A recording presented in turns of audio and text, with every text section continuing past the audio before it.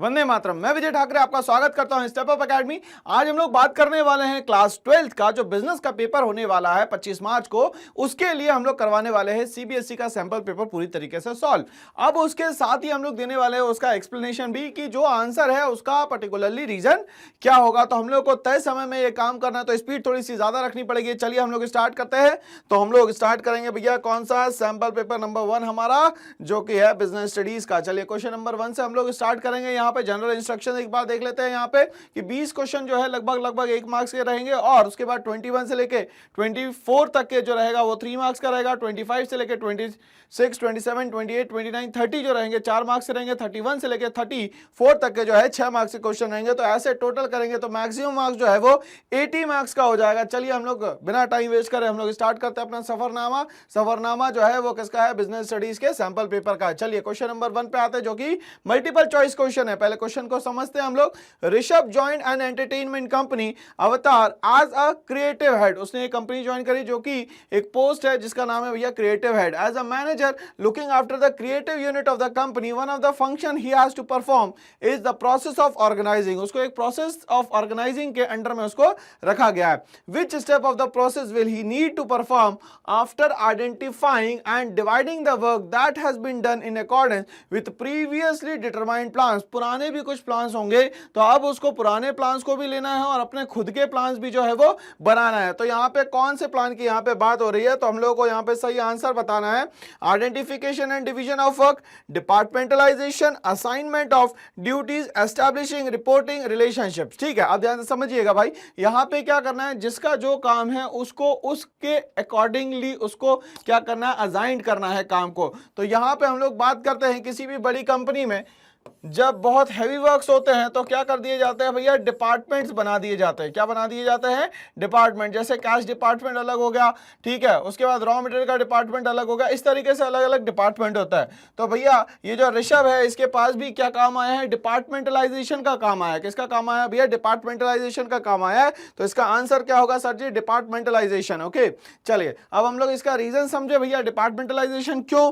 तो एक्सप्लेनेशन क्या है? Once work has been divided into small and manageable activities, then those activities which are similar in nature are grouped together। अब ये देखा गया कि छोटे छोटे कामों को बांट दिया जाए बट एक जैसे जो काम है उसको एक जगह पे रखा जाएगा। Okay, such set facilities specialization this grouping is process known as the departmentalization। और अगर देखा जाए तो पूरे सेट के हिसाब से जो काम होता है उसको कहा जाता है यहाँ पे डिपार्टमेंटलाइजेशन। तो ये हमारा क्वेश्चन नंबर 1 था विद एक्सप्लेनेशन और हम लोगों ने आंसर यहाँ पे देखा। चलिए आगे बात करते हैं हम लोग यहाँ पे क्वेश्चन नंबर 2 की।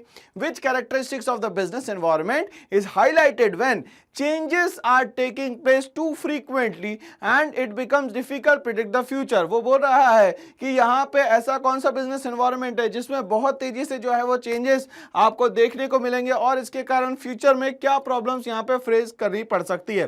तो इसको हम लोग अनसर्टेनिटी बोलेंगे, कॉम्प्लेक्सिटी बोलेंगे, इंटर रिलेटेडनेस बोलेंगे या रिलेटिविटी बोलेंगे यहाँ पे। ठीक है, तो अब यहाँ पे ये बोल रहा है कि हमें पता ही नहीं चल रहा है। जब पता नहीं चले तो हम लोग क्या बोलते हैं भैया? Future is uncertain. तो इसके हिसाब से कंडीशन के हिसाब से आंसर क्या होगा सर जी? यहाँ पे uncertainty is the correct answer. Explanation की हम लोग बात करते हैं। चलिए तो आंसर यहाँ पे अनसर्टेनिटी हो गया। एक्सप्लेनेशन समझे हम लोग। Business environment is uncertain. बिल्कुल सही बात है। बिजनेस एनवायरनमेंट जो है वो हमेशा क्या रहेगा? Uncertain, because it is difficult to predict future happening specially when environmental changes are taking place too frequently. जब एनवायरमेंटल चेंजेस कंटिन्यूअसली होते हैं तो ऑटोमेटिकली इसका फर्क जो है वो हर एक कंडीशन पे पड़ेगा और बिजनेस एनवायरनमेंट पे इसका फर्क ज्यादा पड़ेगा। तो ये क्वेश्चन नंबर 2 का हमारा आंसर विद एक्सप्लेनेशन था। क्वेश्चन नंबर 3 पे हम लोग आते हैं। यहाँ पे क्वेश्चन नंबर 3 बोलता है Arohan limited is a company manufacturing automobile where division of work into key areas include production, purchase, marketing, accounts and personnel. अब ये बोल रहा है कि एक कंपनी है जहां पे चीजों की मैन्युफैक्चरिंग होती है, मेनली ऑटोमोबाइल सेक्टर की कंपनी है, जहां पे वर्क जो बांटा गया है according to the division of work. According to the division of work का मतलब जिस बंदे को जो काम की जरूरत है उसको वही काम दिया जाए। मतलब जिस बंदे का किसी भी काम में परफेक्शन है उसको वही काम दिया जाए। ओके, अब इसमें काम क्या है सर जी? प्रोडक्शन है, परचेज है, मार्केटिंग है और अकाउंट्स है और पर्सनल मतलब डिपार्टमेंट वाइज इसको काम बांटना है। Which of the following is the disadvantage of the organisation structure of the Aarohan limited. इसके कारण क्या समझ में आ रहा है आपको कि इसका डिसएडवांटेज क्या निकल के आने वाला है? बोलता है it may lead to increase in cost, managers may gain power and asserts independence and ignorance organisation interest. ये बोल रहा है कि जो मैनेजर है अपना पर्सनल इंटरेस्ट पहले रखे और जो कंपनी का इंटरेस्ट है वो बाद में रखे। It ensures that different functions get due attention, different अलग अलग जो फंक्शन है उनको क्या मिलेगा भैया, यहाँ पे अटेंशन मिलेगा। और बोलता है यहाँ पे head does not get training for top management position, और यहाँ पे जो टॉप मैनेजमेंट पोजीशन है उसको यहाँ प्रॉपरली ट्रेनिंग नहीं दी गई है। तो यहाँ पे बिल्कुल सही बात कर रहे हैं कि ये अपने हिसाब से अगर काम करेगा तो यहाँ पे क्या हो जाएगा भैया, लैक ऑफ वर्क हो जाएगा। मतलब जिस बंदे को काम देना चाहिए, मतलब हमारे पास लेबर दो तरीके के होते हैं, एक तो स्किल्ड होता है, दूसरा अनस्किल्ड होता है। अब ये स्किल्ड और अनस्किल्ड में बहुत बड़ा डिफरेंस होता था। स्किल्ड का काम अगर अनस्किल्ड को दे दिया जाए और अनस्किल्ड का काम अगर स्किल्ड को दे दिया जाए तो यहाँ पे बहुत डिफिकल्ट हो जाएगा किसी भी काम को सही से करना। मतलब यहाँ पे सारी गलती क्या है भैया, आरोहन लिमिटेड की जो टॉप लेवल मैनेजमेंट है उसकी है। ओके, तो इसके हिसाब से आंसर क्या होना चाहिए, head do not get training for top management position. मतलब जो वहां के हेड ऑफ द डिपार्टमेंट है उनको ट्रेनिंग यहाँ प्रॉपर्ली नहीं दी गई है। ठीक है, इसके हिसाब से आंसर हुआ head do not get training for top management position. अगर हम लोग एक्सप्लेनेशन की बात करते हैं तो Arohan limited has the functional organisational structure. अब यहाँ पे इसका जो काम है वो है फंक्शनल ऑर्गेनाइजेशनल स्ट्रक्चर का।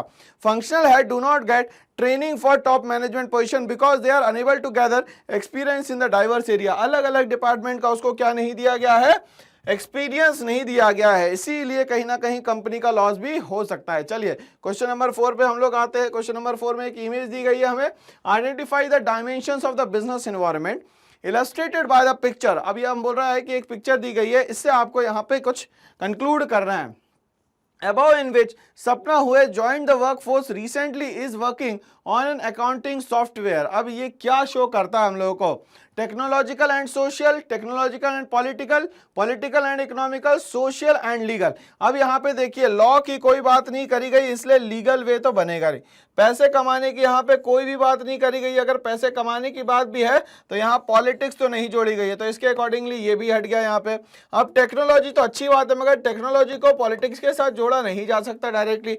अब यहाँ पे जो एक पॉइंट बच रहा है टेक्नोलॉजिकल एंड सोशल, अब ध्यान से समझिएगा, सोसाइटी ऐसी चाहिए जो वर्किंग हो। अब यहाँ पे ये जो फीमेल काम कर रही है भैया, ये वर्किंग कैपेबिलिटी बता रही है इसकी कि भैया ये काम करने को तैयार है, तो सोसाइटी में हमें लोगों को स्किल्ड वर्कर्स की बहुत ज़्यादा ज़रूरत है। दूसरा ये जब पीसी पे काम कर रही है तो उसका मतलब ये हुआ कि इसकी टेक्नोलॉजिकली अपग्रेडेशन बहुत ज़्यादा हो चुकी है। चलिए तो इसके हिसाब से, पिक्चर के हिसाब से आंसर जो है वो आंसर होगा सर जी ए। चलिए आगे बढ़ते हैं हम लोग इसी के साथ, एक्सप्लेनेशन हम लोग समझ ले एक बार। सपना is working on an accounting software, it is a part of technological environment. ये जो है एक अकाउंटिंग सॉफ्टवेयर पे काम कर रही है ऐसा माना गया है। Okay, technological dimensions include any changes taken place due to technological advancement. अब ये बोल रहा है कि यहाँ पे जो भी चेंज है वो टेक्नोलॉजिकल एडवांसमेंट के कारण हुए हैं। एंड इनोवेशंस, अब नई नई चीजें यहाँ पे क्या करी जा रही है भैया, जोड़ी जा रही है। Social dimension includes social customs, rituals, the culture in which individual was educated और लाइव। और यहाँ पे सोशल डायमेंशन कैसा है, जहाँ पे सभी लोगों का 360 डिग्री अगर हम लोग बात करें अपलिफ्टमेंट होता है तो उसको हम लोग यहाँ पे बोलते हैं उसका सोशल डायमेंशन। अब यहाँ एक तरीके से देखा जाए तो वुमेन एम्पावरमेंट की बात चल रही है, महिला सशक्तिकरण की भी बात चल रही है, जिसमें क्या हो रहा है भैया, इसको काम दिया गया है और ये टेक्नोलॉजी को भी क्या कर रही है, साथ में लेकर चल रही है। तो इसी तरीके से हमारा क्वेश्चन नंबर 4 जो है वो खत्म होता है। क्वेश्चन नंबर 5 पे आते हैं हम लोग, identify the reason which makes management important in the light of the fact that It is generally seen that individuals in an organization resist change। अब यहाँ पे बोल रहा है कि यहाँ पे जितना भी मैनेजमेंट की बात करी गई है इसमें बोला गया कि इंडिविजुअल क्या यहाँ पे चेंज कर सकता है। As a change often means moving from a familiar secure environment into a fewer and more challenging one। अब ये बोल रहा है कि यहाँ पे सिक्योरिटी की बात नहीं कर रहे हैं, यहाँ पे बात कर रहे हैं कि और क्या क्या वो चैलेंजेस लेने को तैयार है, आगे कितना बढ़ने को तैयार है। तो यहाँ पे कौन से रीजन यहाँ पे समझ में आ रहा है, हम लोग ये समझेंगे यहाँ पे। चलिए, management helps in achieving group goals, सही बात है, मैनेजमेंट कहीं ना कहीं ग्रुप गोल्स की बात करता है। Management creates a dynamic organisation, management जो है वो डायनेमिक ऑर्गेनाइजेशन बनाता है, मतलब हर एक सेक्टर, हर हर एक डिपार्टमेंट प्रॉपरली यहाँ पे क्या कर सके, वर्क कर सके। मैनेजमेंट इंक्रीजेस एफिशिएंसी, और मैनेजमेंट क्या है, कहीं ना कहीं एफिशिएंसी बढ़ाता है लोगों की। Management help in the development of the society, सब ये काम मैनेजमेंट के ही है। बट क्वेश्चन में क्या पूछा गया है, यहाँ पे ये बोला गया है कि एक ऐसी बात बताइए जिसमें नई चीजों को वो ऑप्ट कर सके, मतलब उसको क्या करना पड़ेगा, अकॉर्डिंग टू द कंडीशन अपने आप को क्या करना पड़ेगा, चेंज करना पड़ेगा। तो ये अपने आप में क्या हो गया भैया, डायनामिक। क्यों? क्योंकि चेंजेस को वो क्या करेगा, कंटिन्यूअसली एक्सेप्ट करेगा और फिर वो मूव करेगा आगे। तो इसके हिसाब से आंसर क्या होना चाहिए, management creates a dynamic organisation. चलिए अच्छी बात है। अब रिलेटेड थ्योरीज की बात करें भैया, और क्या क्या इसमें रिलेटेड थ्योरी आती है, तो कैरेक्टरिस्टिक्स ऑफ मैनेजमेंट को हम लोग याद करें। Management is a goal oriented process, हमेशा मैनेजमेंट क्या करता है, पर्टिकुलर अपना एक गोल लेता है, उसके अकॉर्डिंगली काम करता है, जिसको हम लोग टारगेट, एम, ऑब्जेक्टिव सब बोल सकते हैं। मैनेजमेंट इज परवेसिव, मैनेजमेंट जो है वो किसी भी डायरेक्शन में पुट किया जा सकता है और हर जगह मैनेजमेंट को यूज किया जाता है। मैनेजमेंट इज मल्टी डायमेंशनल, मतलब कि हर एक सेक्टर में इस मैनेजमेंट का यूज किया जाता है। आगे हम लोग बात करेंगे। Management is a continuous process, management अपने आप में क्या है, कंटिन्यूअस प्रोसेस है जिसमें कभी भी ब्रेक नहीं आएगा। Management is a group activity, management अकेले के काम नहीं होता है, मैनेजमेंट ज्यादा लोगों के मिलकर काम करने का तरीका होता है। Management is a dynamic function, हर एक सेक्टर में हमेशा मैनेजमेंट काम करता है।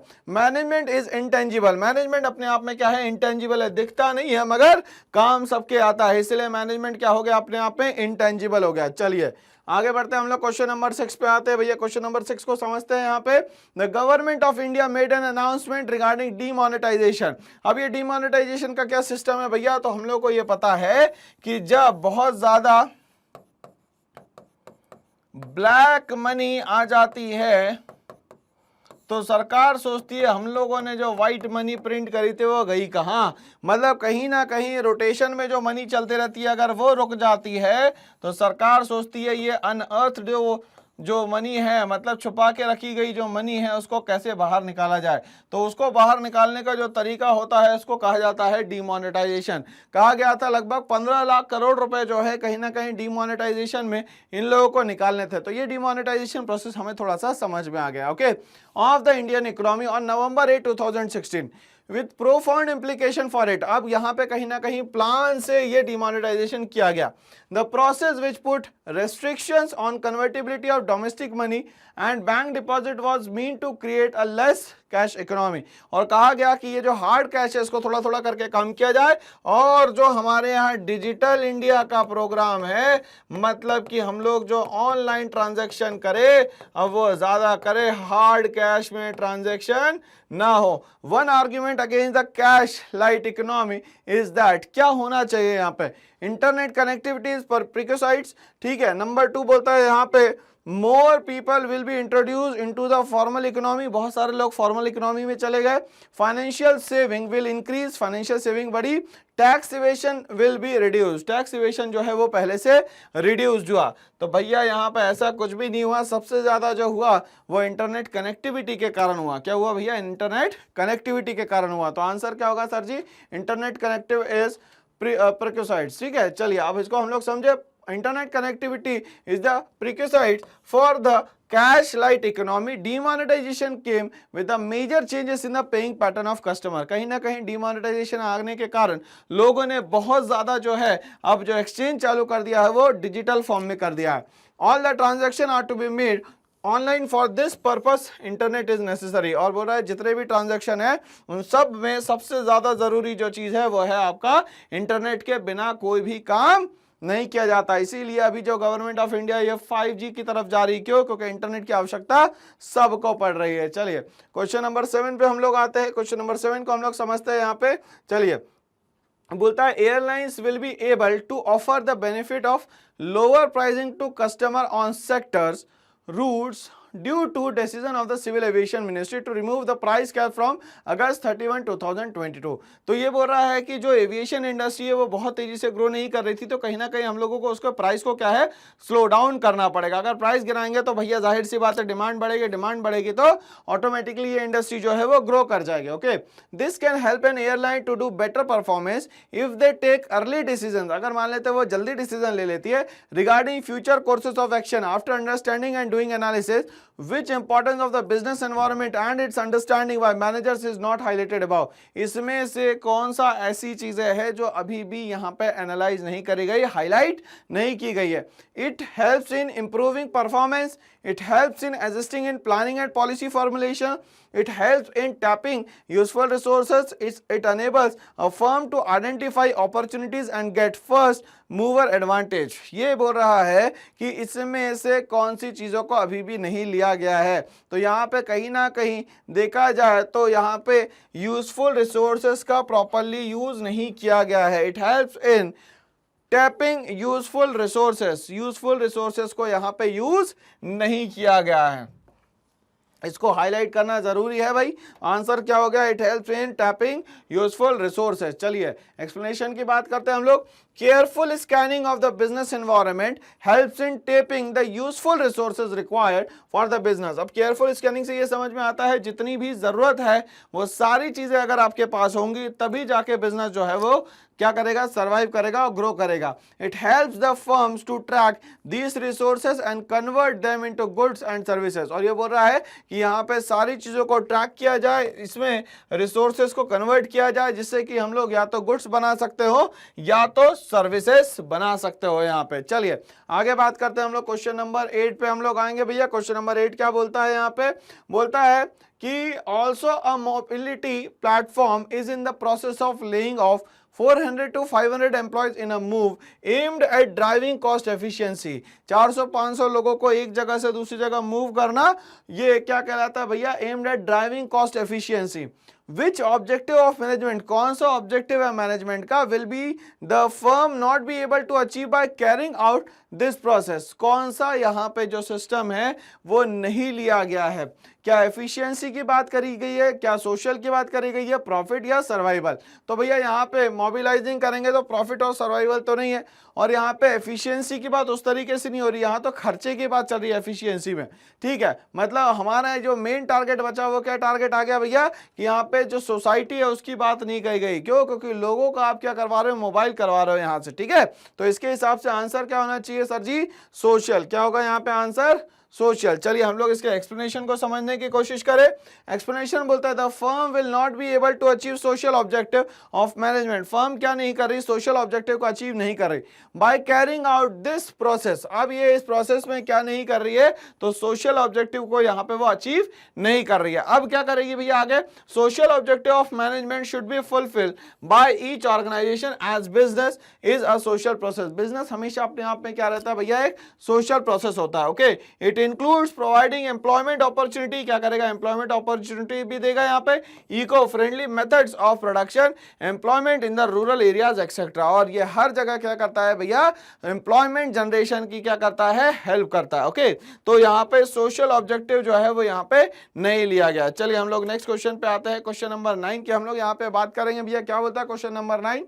Radha started a home cooked food delivery dhaba service. ठीक है, इनने home cooked food dhaba delivery service start किया.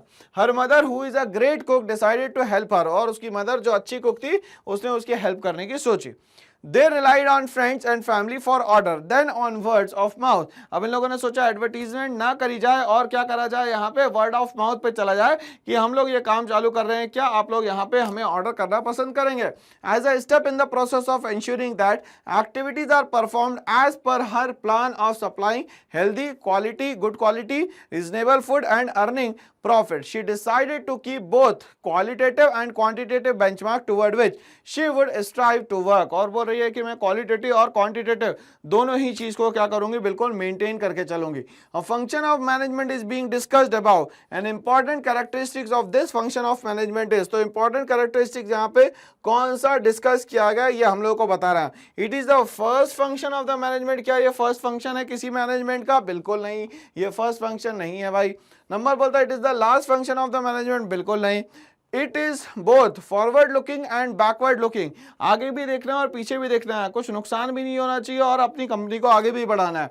It is required only in the business organisation, और ये बोल रहा है सिर्फ ये बिजनेस ऑर्गेनाइजेशन में लगेगा, कहीं और नहीं लगेगा। तो इसकी सोच के हिसाब से, राधा की सोच के हिसाब से, वो आगे का तो सोच रही है, मगर वो जो अपना बैकग्राउंड है, जो उसकी मदर ने बोला कि मैं आपकी हेल्प करूंगी, तो इसके कारण ये दोनों तरफ देख रही है, फॉरवर्ड भी देख रही है और बैकवर्ड भी देख रही है। तो इसके कारण आंसर क्या हो जाएगा भैया, it is both forward looking and backward looking. चलिए बहुत अच्छी बात है भाई, आगे हम लोग इसका एक्सप्लेनेशन समझते हैं। This situation is based on controlling function of management. किस पे काम करता है भैया, कंट्रोलिंग फंक्शन, क्योंकि फॉरवर्ड और बैकवर्ड दोनों ही चीजें आपको देखनी है और आप ही को कंट्रोल करना है। Controlling is backward looking as well as forward looking function as it involves assessment of the past performance. और फॉरवर्ड लुकिंग कब कर रही है, जो वो अपने पुराने जितने भी उसने काम किए होंगे उसका पास्ट परफॉर्मेंस का पूरा रिपोर्ट एनालाइज करके आगे बढ़ रहे होंगे। It also aims at improving the future performance by taking the required corrective action. और ये बोल रही है कि अगर फ्यूचर में कोई भी हम लोग यहाँ पे एक्शन लेंगे तो यहाँ पे सारे के सारे एक्शन को बहुत ही सेफली और सिक्योरली लिया जाएगा। चलिए आगे बढ़ते हैं, क्वेश्चन नंबर 10 पे आते हैं भाई। क्वेश्चन नंबर 10 क्या बोलता है हम लोग समझेंगे। Raman and Vasudev were two employees were embezzling and import export। मतलब रमन और वासुदेव क्या करते हैं भैया, एक्सपोर्ट इंपोर्ट करते होंगे गुड्स एंड सर्विसेज का। Company in Varanasi where they were working, कहां से काम करते हैं भैया, वाराणसी पे ये एस्टैब्लिश है। The finance manager of the company Sampat Singh become suspicious of two employees. उसको लगा कि यार दो लोग जो है इन पे मुझे शक है। When he realise that their activities were not being performed as per the plan, और लगा उसको कि जो भी प्लान बनाया गया उसके अकॉर्डिंगली ये काम नहीं करते। He installed a software program that could secretly log every single stroke of the suspect computer keys and send an encrypted email report to the cyber police। और यहाँ पे उन पे क्या कर दिया गया, एक तरीके से स्पाई सिस्टम लगा दिया गया कि अगर वो कुछ भी करेंगे तो ये सारी रिपोर्ट किसको जाएगी, साइबर पुलिस को जाएगी। The police were able to catch the two dishonest employees, और उन लोगों ने क्या करा, इसको पकड़ लिया। रेड हैंडेड मतलब ये काम करते हुए उन लोगों को पकड़ लिया, ठीक है। And arrest them. Identify the function of the management being discussed about, कौन सा फंक्शन यहाँ पे इस्तेमाल किया गया है, ठीक है। तो अब लोग तो अपनी तरह कैसे काम करेंगे भैया, आपको रोकना है, आपको क्या करना है, यहाँ पे लोगों को कंट्रोल करना है। तो कौन सा यहाँ पे जो मैनेजमेंट का फंक्शन है वो यूज किया गया है, क्या स्टाफिंग। स्टाफिंग तो क्या करा जाता है, अच्छे लोगों को यहाँ पे नौकरी पे रखा जाता है, बट यहाँ तो कुछ गलत हो रहा था उसको रोकने की बात हो रही है। कोऑर्डिनेशन, क्या उनके साथ मिलकर काम करना चाहिए, बिल्कुल नहीं, क्योंकि उन लोगों ने कंपनी के खिलाफ काम किया है, कंपनी के लिए गलत काम किया, इसलिए उनको यहाँ पे एंटरटेन नहीं किया जाएगा। नेक्स्ट बोलता है कंट्रोलिंग और ऑर्गेनाइजिंग। यहाँ ऑर्गेनाइजिंग तो है नहीं क्योंकि ये चीज ऑर्गेनाइज नहीं है। अब कंट्रोलिंग का मतलब उन लोग जो भी गलत कर रहे हैं उसको क्या करा जाए, कहीं ना कहीं रोका जाए, ये बहुत ज्यादा जरूरी है। तो मतलब यहाँ पे क्वेश्चन नंबर 10 का आंसर जो होगा वो क्या होगा सर जी, यहाँ पे कंट्रोलिंग। तो कंट्रोलिंग क्यों होगा भैया, एक्सप्लेनेशन की बात करें हम लोग। Controlling can be defined as that function of management which help in seek planned result from the subordinate manager and at all levels of the organization। हर लेवल पे ये कंट्रोलिंग काम करता है, भले ही वो टॉप लेवल हो, मिडिल लेवल हो या एकदम बेस लेवल हो। The controlling function helps in measuring the progress towards the organisational goal and brings any deviation and indicates corrective actions. ठीक है, अब ये क्या बोल रहा है, यहाँ पे अलग अलग तरीके के डेविएशंस आएंगे, बट यहाँ कहीं पे भी ऑर्गेनाइजेशनल गोल्स जो है वो हमेशा प्रायोरिटी पे रहना जरूरी है। ओके, तो क्वेश्चन नंबर 10 का हमें आंसर यहाँ पे समझ में आ गया। चलिए क्वेश्चन नंबर 11 पे मूव करते हैं हम लोग। क्वेश्चन नंबर 11 क्या बोलता है, name the outcome of the function of management which includes designing of roles to be filled by suitably skilled people. अब जो भी जरूरत है वो स्किल्ड पीपल क्या करे, इसको फुलफिल करे। Defining the inter relationship between roles so that ambiguity in performance of the duties can be eliminated. मतलब कुछ भी अगर गलतियां हो रही है तो उसको क्या किया जाए, यहां से एलिमिनेट किया जाए। तो अब यहाँ पे कौन सी चीज आ रही है भैया, organisational structure, delegation of authority, decentralisation या कंट्रोलिंग। तो यहाँ पे एक एक चीज को हम लोग समझते हुए चलते हैं। ठीक है, सबसे पहले बोलता है भैया ऑर्गेनाइजेशन स्ट्रक्चर। तो ऑर्गेनाइजेशन का हमेशा एक पर्टिकुलर क्या होना चाहिए, स्ट्रक्चर होना चाहिए। मतलब अगर हम लोग लेवल्स की बात करें तो मिडिल लेवल, टॉप लेवल और लोअर लेवल। ठीक है, तो ये 3 लेवल पे हमारे यहाँ काम होता है। डेलीगेशन ऑफ अथॉरिटी, भैया जिसको काम दिया जाए सिर्फ वही काम करे भाई, सबके लिए, सबकी बात सुने यहाँ पे। ठीक है, चलिए आगे बात करते हैं। डिसेंट्रलाइजेशन मतलब काम को दूसरों तक क्या बांटा जाए। कंट्रोलिंग की बात करी जाए तो जो भी जिस लेवल पे भी काम कर रहा है उस पर क्या करा जाए भैया, कंट्रोल रखा जाए, मतलब रूल्स एंड रेगुलेशन उसको कहे जाए कि ये सारे फॉलो करना जरूरी है। तो क्वेश्चन नंबर जो 11 है उसका आंसर क्या हो जाएगा भाई, यहाँ पे चीजों को सही से सिस्टमैटिक वे में रखने की बात करी गई है, जो कि पर्टिकुलर एक ऑर्गेनाइजेशन में पॉसिबल है, बाकी जगह पॉसिबल नहीं है। तो ये क्या हो जाएगा भैया, ऑर्गेनाइजेशनल स्ट्रक्चर। क्या कहलाएगा यहाँ पे, ऑर्गेनाइजेशनल स्ट्रक्चर। चलिए इससे रिलेटेड हम लोग बात करते हैं, रिलेटेड थ्योरी क्या होगी, the type of structure adopted by the organisation will vary with the nature and the types of the activities performed by an organisation. भैया जरूरी नहीं ऑर्गेनाइजेशन ने जैसे रूल्स एंड रेगुलेशंस बनाए हैं वैसा का वैसे ही रूल्स एंड रेगुलेशन हर जगह हर एक सिचुएशन में एप्लीकेबल हो जाए, ऐसा जरूरी नहीं है। The organisational structure can be classified under two categories which are as follows, functional structure and divisional structure. तो यहाँ पे जो हमारे स्ट्रक्चर है या जो काम है उसको दो तरीके से बांटा गया, पहला तो फंक्शनल स्ट्रक्चर और दूसरा जो है वो है डिविजनल स्ट्रक्चर। ओके चलिए आगे बढ़ते हैं हम लोग इसी के साथ। भाई क्वेश्चन नंबर 12 पे आते हैं। क्वेश्चन नंबर 12 क्या बोलता है यहाँ पे, transportation help in creating time utility and warehousing helps in creating place utility। तो ट्रांसपोर्टेशन हमें क्या करता है, टाइम यूटिलिटी सिखाता है, और वेयर हाउस जो है हमें क्या सिखाता है, प्लेस यूटिलिटी सिखाता है। अच्छा भैया पहला स्टेटमेंट ये है।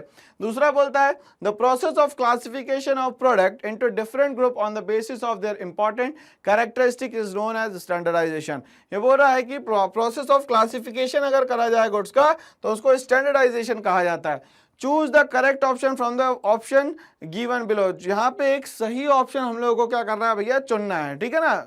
चलिए तो पहला क्या बोलता है, statement 1 is true and second is false. Okay number 2 बोलता है statement second is true and first is false. Number 3 बोलता है both the statement are true, दोनों ही सही है।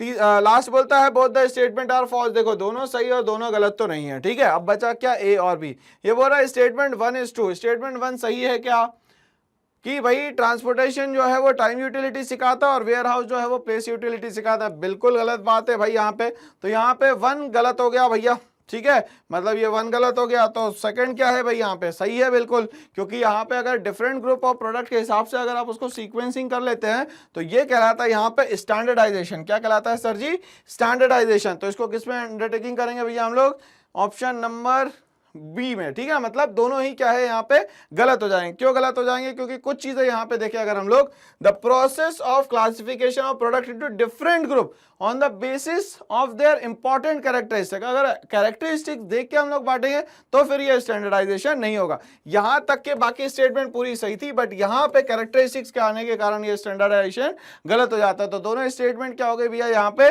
गलत हो गए। तो आंसर क्या हो जाएगा सर जी, हमारा डी आंसर हो जाएगा यहाँ पे, the statement A the statement B both are false. चलिए अब हम लोग इसके एक्सप्लेनेशन को भी एक बार समझ ले। warehousing help in creating time utility and transportation help in creating place utility। मैं तो वाइस वर्सा दिया हुआ था, गलत दिया था, उल्टा दिया हुआ था वहां पे। ओके आगे बात करें, the process of classification of product in different groups on the basis of their important characteristic is known as grading. अब यहाँ पे अगर मान लेते हैं उसको अलग अलग प्रोडक्ट के हिसाब से देखा जाए तो उसको ग्रेडिंग कहा जाता है, स्टैंडर्डाइजेशन यहाँ पे नहीं कहा जाता, ठीक है ना भाई। तो आंसर आप लोगों को क्लियर हो गया होगा कि दोनों ही जो है वो गलत है, ठीक है। चलिए आगे बढ़ते हैं, क्वेश्चन नंबर 13 पे आते हैं। मैच द फॉलोइंग हमसे पूछता है, मैच द फॉलोइंग यहाँ पे पूछा गया है भैया, फाइनेंशियल मार्केट, प्राइमरी मार्केट और सेकेंडरी मार्केट के बारे में बात करी गई है। It is also known as stock market, it is market for creation and exchange of financial assets, और बोला गया it is also known as new issue market. तो अब यहाँ पे मैच द फॉलोइंग हम लोगों को करना है भैया। चलिए तो पहले वाले में क्या दिया भैया, फाइनेंशियल मार्केट जो है वो या तो यहाँ पे सेकेंड दिया हुआ है, थर्ड दिया और फर्स्ट दिया है, ठीक है। तीनों ऑप्शन में से तीनों ही हमें दिए गए हैं। ओके अब यहाँ पे फाइनेंशियल मार्केट का मतलब क्या होता है भैया, जिससे हम लोग किसी चीज को बना सके पैसा लगा के, उसको बोलते हैं फाइनेंशियल मार्केट, मतलब ये। अब प्राइमरी मार्केट क्या होता है भैया, तो प्राइमरी मार्केट यहाँ पे बोलता है कि जहां पे पहली बार कोई चीज क्या करी मार्केट में लॉन्च करी जाए। लास्ट बोलता है सेकेंडरी मार्केट हमेशा क्या होता है, स्टॉक मार्केट। तो इसके अकॉर्डिंगली आंसर क्या हो गया सर जी, हमारा फर्स्ट आंसर हुआ। क्या हुआ, इसके अकॉर्डिंगली आंसर हमारा फर्स्ट हुआ। चलिए इसके एक्सप्लेनेशन को हम लोग एक बार समझ ले। रिलेटेड थ्योरी क्या है भैया, पहला बोलता है functions of financial market, mobilisation and challenging of the saving into most efficient uses, encourage and facilitate price discovery, creates liquidity for financial assets और decrease transaction cost। और क्या करेगा ये, transaction cost भी यहाँ पे कम करेगा। तो चलिए हमारा क्वेश्चन नंबर 13 बिल्कुल सही गया यहाँ पे।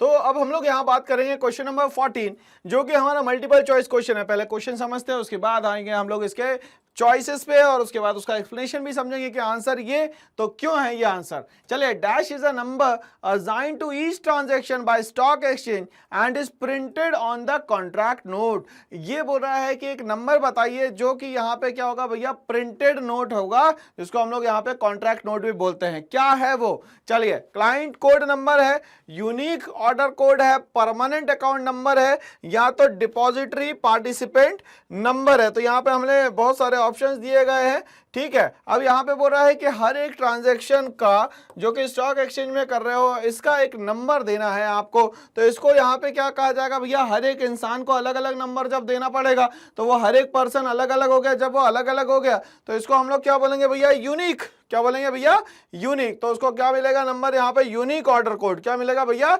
Unique order code. चलिए, एग्जाम तक के ये नंबर को याद रखिएगा, इस क्वेश्चन को भी याद रखिएगा। चलिए, अब यहाँ बोलता है कि ये क्यों बोलता है, डीमेटेरियलाइजेशन यहाँ पे वर्ड यूज किया गया है। डीमेटेरियलाइजेशन is a process by which a client can get a physical certificate converted into electronic balances. अब ये बोल रहा है कि यहाँ पे ये जो आप लोगों ने ट्रांजैक्शन करे हैं उसके लिए यहाँ पे क्या मिलेगा, अब आपको एक क्या मिल सकता है भैया, रिसिप्ट मिल सकती है। Okay, an investor intending to dematerialise its securities need to have on account with the DP depository participant the client has to deface and surrender the certificate registered in its name to the DP. अगर वो चाहे तो अपने पास जो surrender कर सकता है, जो उसके पास सर्टिफिकेट रखा हुआ है वो। चलिए, तो ये नंबर याद रखिएगा भैया, यूनिक ऑर्डर कोड। क्या आएगा भैया, ये यूनिक ऑर्डर कोड, ठीक है। चलिए, क्वेश्चन नंबर 15 पे हम लोग स्विच करते हैं। क्वेश्चन नंबर 15 क्या बोलता है यहाँ पे, one of the important decision areas under die marketing function of is managing inventory. क्या काम है भैया इसका, मैनेज करना है किसको, इन्वेंट्री को। इसमें ब्रांडिंग आएगा, प्राइसिंग आएगा, प्रमोशन आएगा, या फिजिकल डिस्ट्रीब्यूशन आएगा। ओके, अब यहाँ पे क्या बोल रहा है भैया, यहाँ पे इंपॉर्टेंट डिसीजन क्या है, मार्केटिंग फंक्शन करना है, ठीक है ना, ऑफ इज मैनेजिंग इन्वेंट्री, और इन्वेंट्री से रिलेटेड बात करनी है। तो ये मेनली किस पे आएगा सर जी, तो ये आएगा चीजों के प्रमोट करने पे, मतलब प्रमोशन का जो फंक्शन है वो यहाँ पे यूज किया जाएगा। ओके, चलिए, तो आंसर क्या होना चाहिए सर जी, प्रमोशन। एक्सप्लेनेशन की हम लोग बात करते हैं। Physical distribution refers to the movement of finish goods from the point of its manufacturing to the end user. मतलब जहां पे उसको बनाया जा रहा है इसको हम लोग यहां प्रोडक्शन यूनिट बोलते हैं। ये होलसेलर हो गया, ये रिटेलर हो गया, और आखिरी में इसको यूज करने वाला कंज्यूमर हो गया। ओके, चलिए, तो यहां पे यही बोल रहा है कि यहां पे जहां से बनाया गया है वहां से ये एंड यूजर मतलब कंज्यूमर के पास तक पहुंच जाए। In e commerce physical distribution involve several commerce supply chain activities including warehousing, inventory control, order processing, retail fulfilment and shipping. ये अलग अलग तरीके से क्या करा जा रहा है, यहाँ पे चीजों को संभाला जा रहा है। और यहाँ पे फिजिकल डिस्ट्रीब्यूशन में सारी चीजें उस पर्सन तक के पहुंचाना जिसको इसकी यूज है, या जिसको यूज करना चाहता है, या मार्केट से ये खरीदना चाहता है। चलिए, तो क्वेश्चन नंबर 15 हमें समझ में आ गया। क्वेश्चन नंबर 16 पे हम लोग जाते हैं।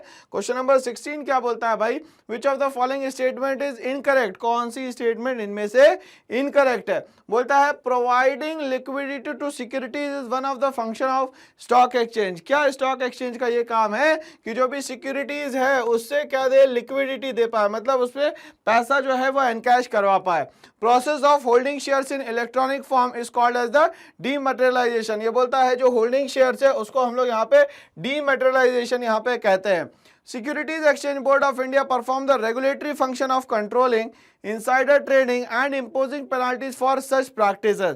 जो सेबी है वो कहीं ना कहीं यहाँ पे फंक्शन का काम करती है, एक तो रेगुलेटरी फंक्शन कंट्रोल करती है, दूसरा यहाँ पे ये इनसाइडर ट्रेडिंग का भी काम करती है, imposing penalty for such practices. अगर कोई ऐसा करता था उस पर क्या करती है, अलग अलग पेनाल्टीज भी लगाती है यहाँ पे। ओके, और आगे बोलता है capital market consist of commercial bank, development bank and stock exchange. यहाँ सारी बातें सही लिखी गई है, मगर सेबी का जो फंक्शन है वो यहाँ पे गलत दिया गया है। तो आंसर क्या होगा सर जी, यहाँ पे जो सेबी के फंक्शन है वो यहाँ पे सही नहीं दिए गए। अब हम लोग इसको आगे चल के समझने की कोशिश करते हैं भैया। तो यहाँ पे मनी मार्केट की बात करी गई है, ये देखिए आंसर बिल्कुल सही है आपका, आंसर नंबर सी चलिए, मनी मार्केट क्या कहता है? Money market basically refers to a section of the financial market. Money market जो है वो कहीं ना कहीं एक सेक्शन है किसका? फाइनेंशियल मार्केट का। Okay, where financial instrument with high liquidity, क्या होनी चाहिए भैया? फाइनेंशियल इंस्ट्रूमेंट की हाई लिक्विडिटी होनी चाहिए, मतलब अच्छा खासा उसमें पैसा रिटर्न आना चाहिए। And short term maturities are traded, और क्या बोला जा रहा है कि शॉर्ट टर्म मैच्योरिटी को क्या किया जाए? ट्रेड किया जाए,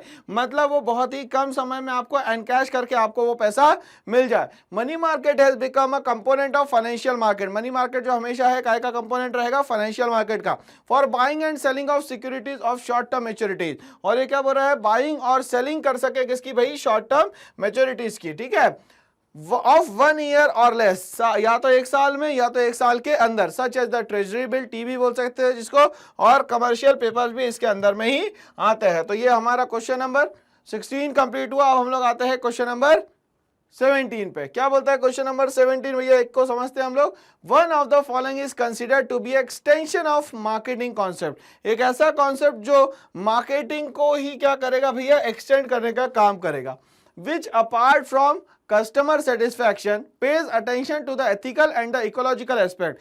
वो क्या बोल रहा है भैया? यहाँ पे सेटिस्फैक्शन मिलेगा किसको भैया? अटेंशन देना है किस पे? एथिकल और इकोलॉजिकल एस्पेक्ट्स पे ऑफ मार्केटिंग। तो भैया यहाँ पे एथिकल्स की भी बात हो गई, मतलब एथिक्स की बात हो गई, और इकोलॉजिकल मतलब हमारे इन्वायरमेंट की भी बात हो गई।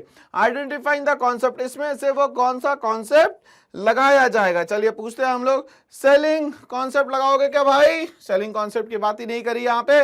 प्रोडक्ट कॉन्सेप्ट होगा क्या? क्या ये यहाँ पे सेल परचेस से रिलेटेड है? बिल्कुल नहीं। प्रोडक्शन कॉन्सेप्ट है क्या? बिल्कुल प्रोडक्शन की कोई बात नहीं हो रही। बट यहाँ पे बोल रहा है कि कस्टमर सेटिस्फेक्शन के साइड पे एथिक्स और इकोलॉजिकल एस्पेक्ट भी लेके चल रहा है, मतलब सोसाइटल मार्केटिंग कॉन्सेप्ट लेके चलना है। क्या लेके चलना है सर जी? सोसाइटल मार्केटिंग कॉन्सेप्ट लेके चलना है। चलिए, तो हमारा आंसर बिल्कुल सही है 17 का डी। हम लोग इसको समझते हैं एक्सप्लेनेशन के साथ। Marketing concept focused on satisfaction of consumer needs, बिल्कुल सही बात है। मार्केटिंग जो है वो ध्यान देती है किस पे? कंज्यूमर नीड्स पे। But societal marketing concept focus on ethical and ecological aspect of the marketing, मगर सोसाइटल मार्केटिंग जो है वो फोकस करती है एथिकल पे और इकोलॉजिकल एस्पेक्ट पे। किसके? मार्केटिंग है। Societal marketing emphasise social responsibility, societal marketing जो है एम्फसाइज करती है किस पे? सोशल रिस्पॉन्सिबिलिटी पे, और सजेस्ट करती है that to sustain long term success, short term में नहीं, लॉन्ग टर्म में हम लोगों को यहाँ पे बहुत तेजी से सर्वाइव करना है। The company should develop a marketing strategy to provide value to the customer to maintain and improve both the customers and the society। अब यहाँ पे दोनों को ही यहाँ पे लेके चलना है, कस्टमर्स को भी लेके चलना है और सर जी सोसाइटी को भी लेके चलना है। Well being better than the competitor, भैया बाकी लोग क्या कर रहे हैं उससे लेना देना नहीं है, आप क्या कर रहे हैं और आप क्या चीजें लेके चल रहे हैं वो यहाँ पे बहुत ज्यादा इंपॉर्टेंट है। चलिए क्वेश्चन नंबर 18 पे हम लोग स्विच करते हैं। क्वेश्चन नंबर 18 क्या बोलता है? While the product cost set the lower limit of price for the product। अब ये बोल रहा है कि यहाँ पे जो कॉस्ट है वो लोअर तय करी गई है, ठीक है। The upper limit of price which a buyer would be prepared to pay is decided by। अब मान लेते हैं अपर लिमिट जो है उसको बेचना है उसको ज्यादा पे, तो यहाँ पे कौन तय करने वाला होगा? Utility and demand of the product, the marketing manager of the firm, the government. सरकार का कोई लेना देना नहीं है भैया क्योंकि मार्केट है। डिमांड एंड सप्लाई कॉन्सेप्ट पे काम करेगा यहाँ पे। The competitor of the firm, बिल्कुल नहीं, कॉम्पिटिटर से कोई लेना देना नहीं है यहाँ पे। अब बचा क्या? जो भी प्रोडक्ट है उसकी मार्केट में क्या यूटिलिटी है, मतलब सेटिस्फेक्शन लेवल क्या है, उस हिसाब से यहाँ पे क्या होगा भाई? काम होगा। ओके, तो आंसर क्या होना चाहिए सर जी? Utility and demand of the product. चलिए अब हम लोग अगर इसके एक्सप्लेनेशन की बात करें भैया, बोलता है product cost, utility and demand, extent of competition in the market, government, legal regulation. तो ये सारी चीजें भी कहीं ना कहीं मार्केट में अफेक्ट डालती है। क्या डालती है सर जी? यहाँ पे अफेक्ट डालती है। चलिए क्वेश्चन नंबर 19 के मैं बात करता हूँ। क्वेश्चन नंबर 19 बोलता है which of the following statement about advertising is incorrect. Advertising के बारे में इसमें से कौन सी स्टेटमेंट है जो गलत दी गई है, यह हमें ढूंढ के बताना है। It is a personal form of communication, advertisement कर रहे हैं भाई। It is a paid form of communication, बिल्कुल पैसा तो देना पड़ेगा अगर एडवर्टाइजमेंट कराते हो तो। It is a mass selling technique, बिल्कुल सही बात है। It is inflexible as the message can't be adjusted to the needs of the buyer. और ये बोल रहा है कि ये एक इनफ्लेक्सिबल बात है जिसमें कि जो मैसेज है वो एडजस्ट नहीं किया जाता बायर के अकॉर्डिंगली, ठीक है, ये भी सही बात है, जो बोला गया है वही रहेगा, बाकी लोगों के लिए चेंज तो होगा नहीं। बट यहाँ बोलता है ये पर्सनल फॉर्म ऑफ कम्युनिकेशन है। भाई साहब एडवर्टाइजमेंट कर रहे हो, आप एडवर्टाइजिंग कर रहे हो, तो यहाँ पे आप पर्सनल फॉर्म ऑफ कम्युनिकेशन तो कर ही नहीं सकते। ओके, तो इसके कारण जो इनकरेक्ट स्टेटमेंट है वो इनकरेक्ट स्टेटमेंट है हमारी A, it is a personal form of communication is incorrect. चलिए क्वेश्चन नंबर 20 पे आते हैं जिसमें अरेंजमेंट की बात करी गई है। चलिए एक एक चीज को हम लोग यहाँ पे समझते चलेंगे। ओके, चलिए सबसे पहले बोलता है arrange the steps involve in trading procedures as the stock exchange in correct sequence. ठीक है, स्टॉक एक्सचेंज के हिसाब से यहाँ पे आपको सही सीक्वेंस बनाना है। ठीक है, तो भाई किसी भी काम को करने जाओगे आप तो मार्केट में पर्टिकुलर फील्ड में एंट्री करने के लिए आपको एंट्री गेट चाहिए। तो भैया यहाँ पे स्टॉक मार्केट में आपको एंट्री गेट जो है वो बैंक की मदद से दिया जाता है, मगर उसके लिए एक अकाउंट खोलना होता है जिसको बोलते हैं हम लोग डीमैट अकाउंट, डीमैटेरियलाइज्ड अकाउंट। ठीक है, तो सबसे पहला काम क्या है भैया, opening of our demat account. Demat account खोलोगे तभी तो ट्रांजैक्शन करोगे, तो बैंक की मदद से ये डीमैट अकाउंट खोला जाता है। चलिए ठीक है, उसके बाद भैया आप डीमैट अकाउंट खोल लिया, आप स्टॉक एक्सचेंज में क्या करोगे भैया, चीजें खरीदोगे। चीजें खरीदने का मतलब जरूरी है कि जो आप सोच रहे हो वैसा ही मिले, बट मार्केट में जो चीज अवेलेबल है वही खरीदनी पड़ेगी यहाँ पे। तो वो चीज क्या है, तो वो चीज है भैया आप करोगे प्लेसिंग ऑफ द ऑर्डर। क्या करोगे, प्लेसिंग ऑफ द ऑर्डर। उसके बाद क्या होगा यहाँ पे, अब वो जो आपने ऑर्डर किया अब क्या करोगे, उसको मार्केट में रोटेट करना शुरू करोगे। मतलब उसका क्या स्टार्ट करोगे सर जी यहाँ पे, एग्जीक्यूशन। क्या स्टार्ट करोगे सर जी यहाँ पे, एग्जीक्यूशन। और फिर आखिरी में क्या करोगे भैया, अब उसका क्या करना है, सेटलमेंट करना है कि क्या करना है। मतलब इसके हिसाब से हमारा क्या होना चाहिए भैया, पहला ये होना चाहिए, दूसरा ये होना चाहिए, दूसरा ये होना चाहिए प्लेसिंग द ऑर्डर, तीसरा ये होना चाहिए और चौथा ये होना चाहिए। मतलब ये आना चाहिए लास्ट में, वन लास्ट में आना चाहिए भैया। इसमें आ रहा है, इसमें आ रहा है, इसमें आ रहा है, इसमें नहीं आ रहा, ये तो पूरा हट गया। अब उसके बाद सेटलमेंट ऑफ द ऑर्डर के पहले क्या आना चाहिए भैया, एग्जीक्यूशन ऑफ द ऑर्डर आना चाहिए। क्या, चलिए एग्जीक्यूशन ऑफ द ऑर्डर। चलिए हम लोग एक और बार सीक्वेंसिंग कर लेते हैं इसकी। तो सबसे पहले क्या करना है भैया, अपने को ओपन करना है बैंक में, डीमैट अकाउंट कर लिया।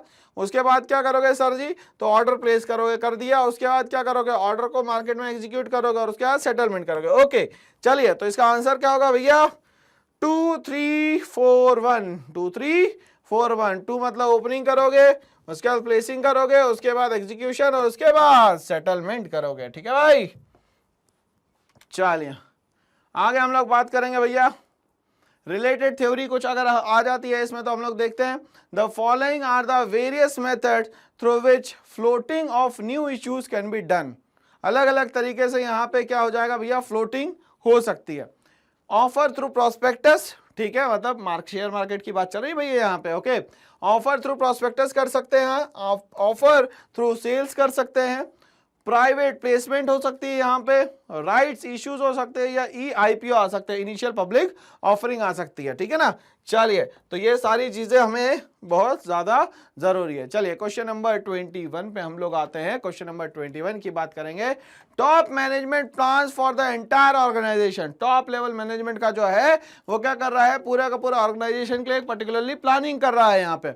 According to these plans the organisational structure is developed and staff. जो है यहाँ पे प्लान बनाया जा रहा है उसको ऑर्गेनाइजेशनल स्ट्रक्चर में डेवलप किया जा रहा है और स्टाफ को उसके अकॉर्डिंग क्या करा जा रहा है भैया, अरेंज किया जा रहा है। In order to ensure that these plans are executed according to the plan, directing is required। अगर मान लेते हैं प्लान के हिसाब से चलना है तो आपको क्या करना पड़ेगा सर जी, यहाँ पे डायरेक्ट करना पड़ेगा। Any discrepancies between actual and realized activities, सही बात है, हम लोग जो सोच रहे हो जो ग्राउंड लेवल पे होता है उसमें जमीन आसमान का अंतर है। Are then taken care at the stage of controlling। अब डायरेक्टिंग के बाद क्या आ जाएगा भैया, controlling.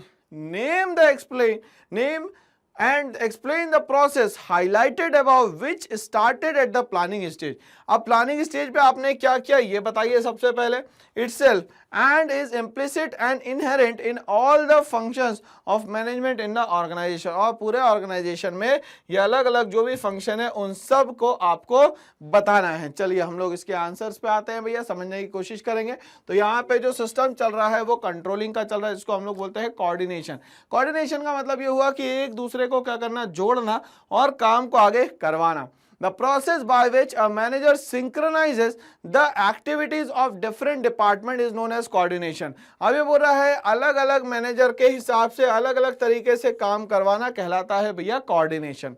Coordination is the force that binds all the other function of management. Coordination क्या है, एक अपने आप में फोर्स है जो कि एक दूसरे को क्या कर सकता है, बाइंड करके रख सकता है, मतलब एक दूसरे को साथ में रख सकता है. It is the common thread that runs through activities. और ये किसके थ्रू चलेगा भैया, एक कॉमन थ्रेड है जिसमें सारी एक्टिविटीज को क्या करा जाएगा भैया, लाइन अप किया जाएगा.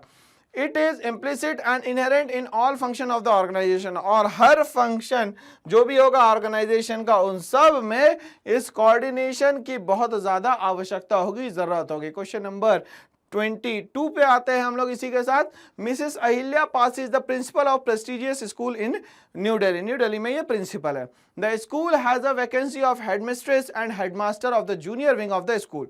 The senior teacher of the school have the opinion that only internal candidate should be considered for this post. और इन लोगों का एक सजेशन था कि इंटरनल जो टीचर्स होती है उसी को क्या किया जाए, यहाँ पे प्रमोट किया जाए. However, Mrs. Pasi and the management would like to invite application from external sources too. मगर उन लोगों ने बोला इंटरनल, तो आपने जो बात कही बिल्कुल सही है, मगर हम लोग एक्सटर्नल सोर्स भी थोड़ा सा कर लेते हैं. Briefly explain any 3 justification the management can provide to convince the staff for inviting applications of external candidate for the vacant post. अब इन लोगों ने क्या क्या लिख के दिया होगा ताकि लोग बाहर से आए और अप्लाई करें. चलिए हम लोग इसको समझने की कोशिश करते हैं.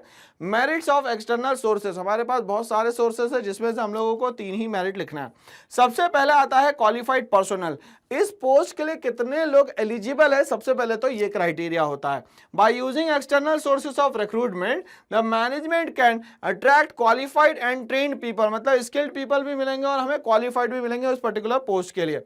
To apply for vacant jobs in the organisation. और किसके लिए, उस पर्टिकुलर ऑर्गेनाइजेशन में जो वैकेंट जॉब है उसके लिए एलिजिबल लोग मिल जाएंगे. मतलब ये फर्स्ट स्टेप हो गई जिसको मैं यहां पे बोल सकता हूं फिल्ट्रेशन. तो फिल्टर लगाने के कारण बहुत ही कम मेहनत में बहुत सारे काम हमारे हो सकते हैं. Wider choice when vacancies are advertised wisely a large number of applicant from outside the organisation can apply. बाहर के लोग भी क्या कर सकते हैं, यहाँ पे अप्लाई कर सकते हैं जो कि एलिजिबल हो. The management has a wider choice while selecting the people for employment. और मैनेजमेंट क्या करेगा भैया, वो बहुत अच्छे लोगों को भी यहाँ पे क्या कर सकता है, सेलेक्ट कर सकता है. तो सेकंड पॉइंट क्या हो गया भैया हमारा, वाइडर चॉइस. पहला क्या हो गया, क्वालिफाइड पर्सनल. तीसरा पॉइंट बोलता है फ्रेश टैलेंट. नए नए लोग भी मिल सकते हैं हम लोग को यहाँ पे. The present employees may be insufficient और they may not fulfil the specification of the jobs to be filled. और ये क्या बोल रहा है कि यहाँ पे स्पेसिफिकेशन ऑफ जॉब नहीं होगी फिल्ड, मगर लोग आएंगे तो इंटरेस्ट भी तो दिखा सकते हैं. हो सकता है कि फ्रेश कैंडिडेट जो है और एनर्जी के साथ आए यहाँ पे. External recruitment provides wider choice and brings new blood in the organization. मैंने कहा ना कि एनर्जी लेवल जो है उनका बिल्कुल अलग रहेगा बाकी लोगों के कंपैरिजन में. Competitive spirit. अब if a company taps external sources, the existing staff will have compete with the outsider. बिल्कुल सही बात है. बाहर से अगर मान लेते रिक्रूटमेंट हो गई तो कंपटीशन का जो माहौल होगा पहले से ज्यादा बढ़ जाएगा. इंटरनल तो यहाँ पे कोई भी क्या नहीं हो सकता है भैया, क्या नहीं हो सकता, ध्यान दीजिएगा, कोई कंपटीशन नहीं हो सकता क्योंकि पहले से ही लोग जमे हुए हैं वहां पे. चलिए आगे बात करते हैं. They will work harder to show better performance. और बेटर परफॉर्मेंस शो करने के लिए यहाँ पे वो लोग ज्यादा काम करेंगे. चलिए आगे बात करते हैं हम लोग क्वेश्चन नंबर 23 की. Explain critical point control. ठीक है, क्रिटिकल पॉइंट कंट्रोल बताने हमें with respect to analysing deviation step in the process of controlling. किसकी बात कर रहा है भैया, प्रोसेस ऑफ कंट्रोलिंग की. Give a suitable example. किसके साथ बताना है सर जी, एक सुटेबल एग्जांपल के साथ बताना है. चलिए आगे बढ़ते हैं. Critical point control. It is neither economical nor easy to keep a check on each and every activity in an organisation. ये बहुत डिफिकल्ट है कि हर एक छोटी छोटी बात पे यहाँ पे सब चीजों को ध्यान में रखा जाए। कीन ऑब्जर्वेशन करना थोड़ा सा डिफिकल्ट होता है। Control should therefore focus on the key result areas which are crucial to the success of an organization। तो हम लोग टास्क दे दे और हम लोग उनके रिजल्ट ओरिएंटेड वर्क की बात करें। रिजल्ट अगर नहीं आया तो हम लोग एलिजिबल है उनको बोलने के लिए। ओके, These KRAs मतलब की result areas are set as the critical point. इसको क्या मान सकते हैं हम लोग, KRAs को क्रिटिकल पॉइंट, जिसपे हम लोग क्या कर सकते हैं, सामने वाले से आप बात कर सकते हैं। If anything goes wrong at the critical point the entire organisation suffer. अगर कुछ भी गलत होता है तो पूरी एंटायर ऑर्गेनाइजेशन जो है वो क्या करेगी, सफर करेगी। For instance in a manufacturing organisation and increase of 5% in the labor cost may be more troublesome than the 15% increase in the postal charges। हो रहा है 5% जो है यहाँ पे लेबर कॉस्ट बढ़ाना आसान है, मगर 15% जो है आप पोस्टल चार्जेस बढ़ाएंगे तो ये बहुत ज्यादा आपको महंगा पड़ जाएगा। और पे हम लोग आते हैं भाई management by exception. Explain the management by exception. ठीक है, मतलब कि जरूरत के हिसाब से अगर आपने कुछ चेंज किया तो उसको बोलेंगे management by exception. With respect to analysing deviation a step in the process of controlling give a suitable example. और इसके लिए क्या दें आप, एक सुटेबल एग्जांपल दे। चलिए, management by exception, management by exception which is often referred to as control by exception. ठीक है, अब एक्सेप्शन तो कर लिया आपने, मगर उसको क्या करना जरूरी है, यहाँ पे कंट्रोल करना जरूरी है। Is an important principle of management control based on the believe that an attempt to control everything result in controlling nothing. मगर यहाँ पे क्या होगा कि हर चीज को आप कंट्रोल नहीं कर पाएंगे properly. Thus only significant deviation which go beyond the permissible limit should be brought to the notice of the management. अब ये बोल रहा है कि कुछ चीजें ही जो है वही नोटिस करी जाए मैनेजमेंट में। For instance if the plan lays down 2% increase in the labour cost. अब ये बोल रहा है कि अगर मान लेते हैं 2% इंक्रीज करा हम लोगों ने लेबर कॉस्ट में, as an acceptable range of deviation in a manufacturing organisation. और किसमें बात करेंगे हम लोग, एक मैन्युफैक्चरिंग ऑर्गेनाइजेशन में। Only an increase in the labor cost beyond 2% should be brought to the notice of the management. However, अब यहाँ पे 2% जो इंक्रीज करा ये इनके दिमाग में रहेगा हमेशा कि हमने इतना बढ़ाया था तो इसका कुछ ना कुछ चेंजेस जो है वो हमें मिलना चाहिए। However, in the case of major deviation from the standard, say 5%, the matter has to receive immediate action of the management on the priority basis। अगर उसमें चेंज 5% करते हैं तो आपको उसमें इमीडिएटली क्या मिलना चाहिए भैया, एक्शन रिएक्शन मिलना चाहिए। मतलब खर्चा ज्यादा कर रहे हैं तो आपको उसका आउटपुट भी यहाँ पे ज्यादा मिलना चाहिए। चलिए आगे हम लोग बात करेंगे question number 24। State any 3 objectives of the securities exchange Board of India. Securities exchange Board of India के 3 मेन इंपॉर्टेंट पॉइंट्स बताइए। चलिए कोई भी 3 ले सकते हैं, 4 पॉइंट दिए गए हैं, 4, 5, 6 पॉइंट और भी हो सकता है इसमें। Following are the objectives of the SEBI, the Securities and Exchange Board of India. कब एस्टेब्लिश हुआ था, तो 1982 में एस्टेब्लिश हुआ था भाई। नहीं भाई 1982 में नहीं, 1992 में एस्टेब्लिश हुआ था। 1988 में क्या हुआ था, इसका एक्ट आया था, थोड़ा सा एग्जाम में याद रखिएगा। चलिए इसमें बोलता है to regulate stock exchange and the securities industries to promote their orderly functioning. जितना भी स्टॉक एक्सचेंज का जो भी काम चलता है उन सबको सिस्टमेटिक वे में चलाना किसका काम है भैया, सेबी का काम है। कब से काम कर रहा है, 1992 से आज काम कर रहा है। एक्ट कौन सा हो गया, 1988 का हो गया। चलिए to protect the rights and interest of investors. क्या क्या करेगा भैया, राइट्स और इंटरेस्ट को क्या करेगा, वो प्रोटेक्ट करेगा इन्वेस्टर्स की, particularly individual investors and to guide and educate them. और क्या करेगा, गाइड करेगा और एजुकेट करेगा।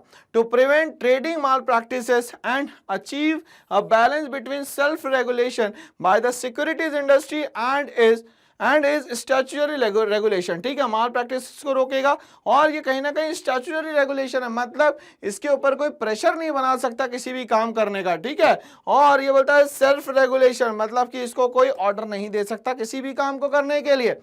To regulate and develop a code of conduct. और क्या बोल रहा है यहाँ पे, code of conduct and fair practices by intermediate like broker, merchant banker etcetera with a view to making them competitive and professional. और यहाँ पे कॉम्पिटिटिव और प्रोफेशनल वर्ल्ड की भी बात करी गई है। ये सारे काम किसके हैं सर जी, तो ये सारे काम है आपके सेबी के। चलिए और की बात करते हैं। State and 3 functions perform by the stock exchange. Stock exchange के कोई 3 फंक्शंस यहाँ पे बताइए। चलिए एक एक चीज को हम लोग समझते हुए चलेंगे। पहला काम, provide liquidity and marketability to the existing securities. तो सिक्योरिटीज के लिए मार्केटेबिलिटी और लिक्विडिटी का काम भी जो है वो कौन करेगा भाई, ये स्टॉक एक्सचेंज करेगा। Pricing of securities on the stock exchange, क्या प्राइस रखना है स्टॉक एक्सचेंज में किसी भी पर्टिकुलर प्रोडक्ट का, मतलब प्रोडक्ट मतलब यहाँ कमोडिटीज की बात हो रही है।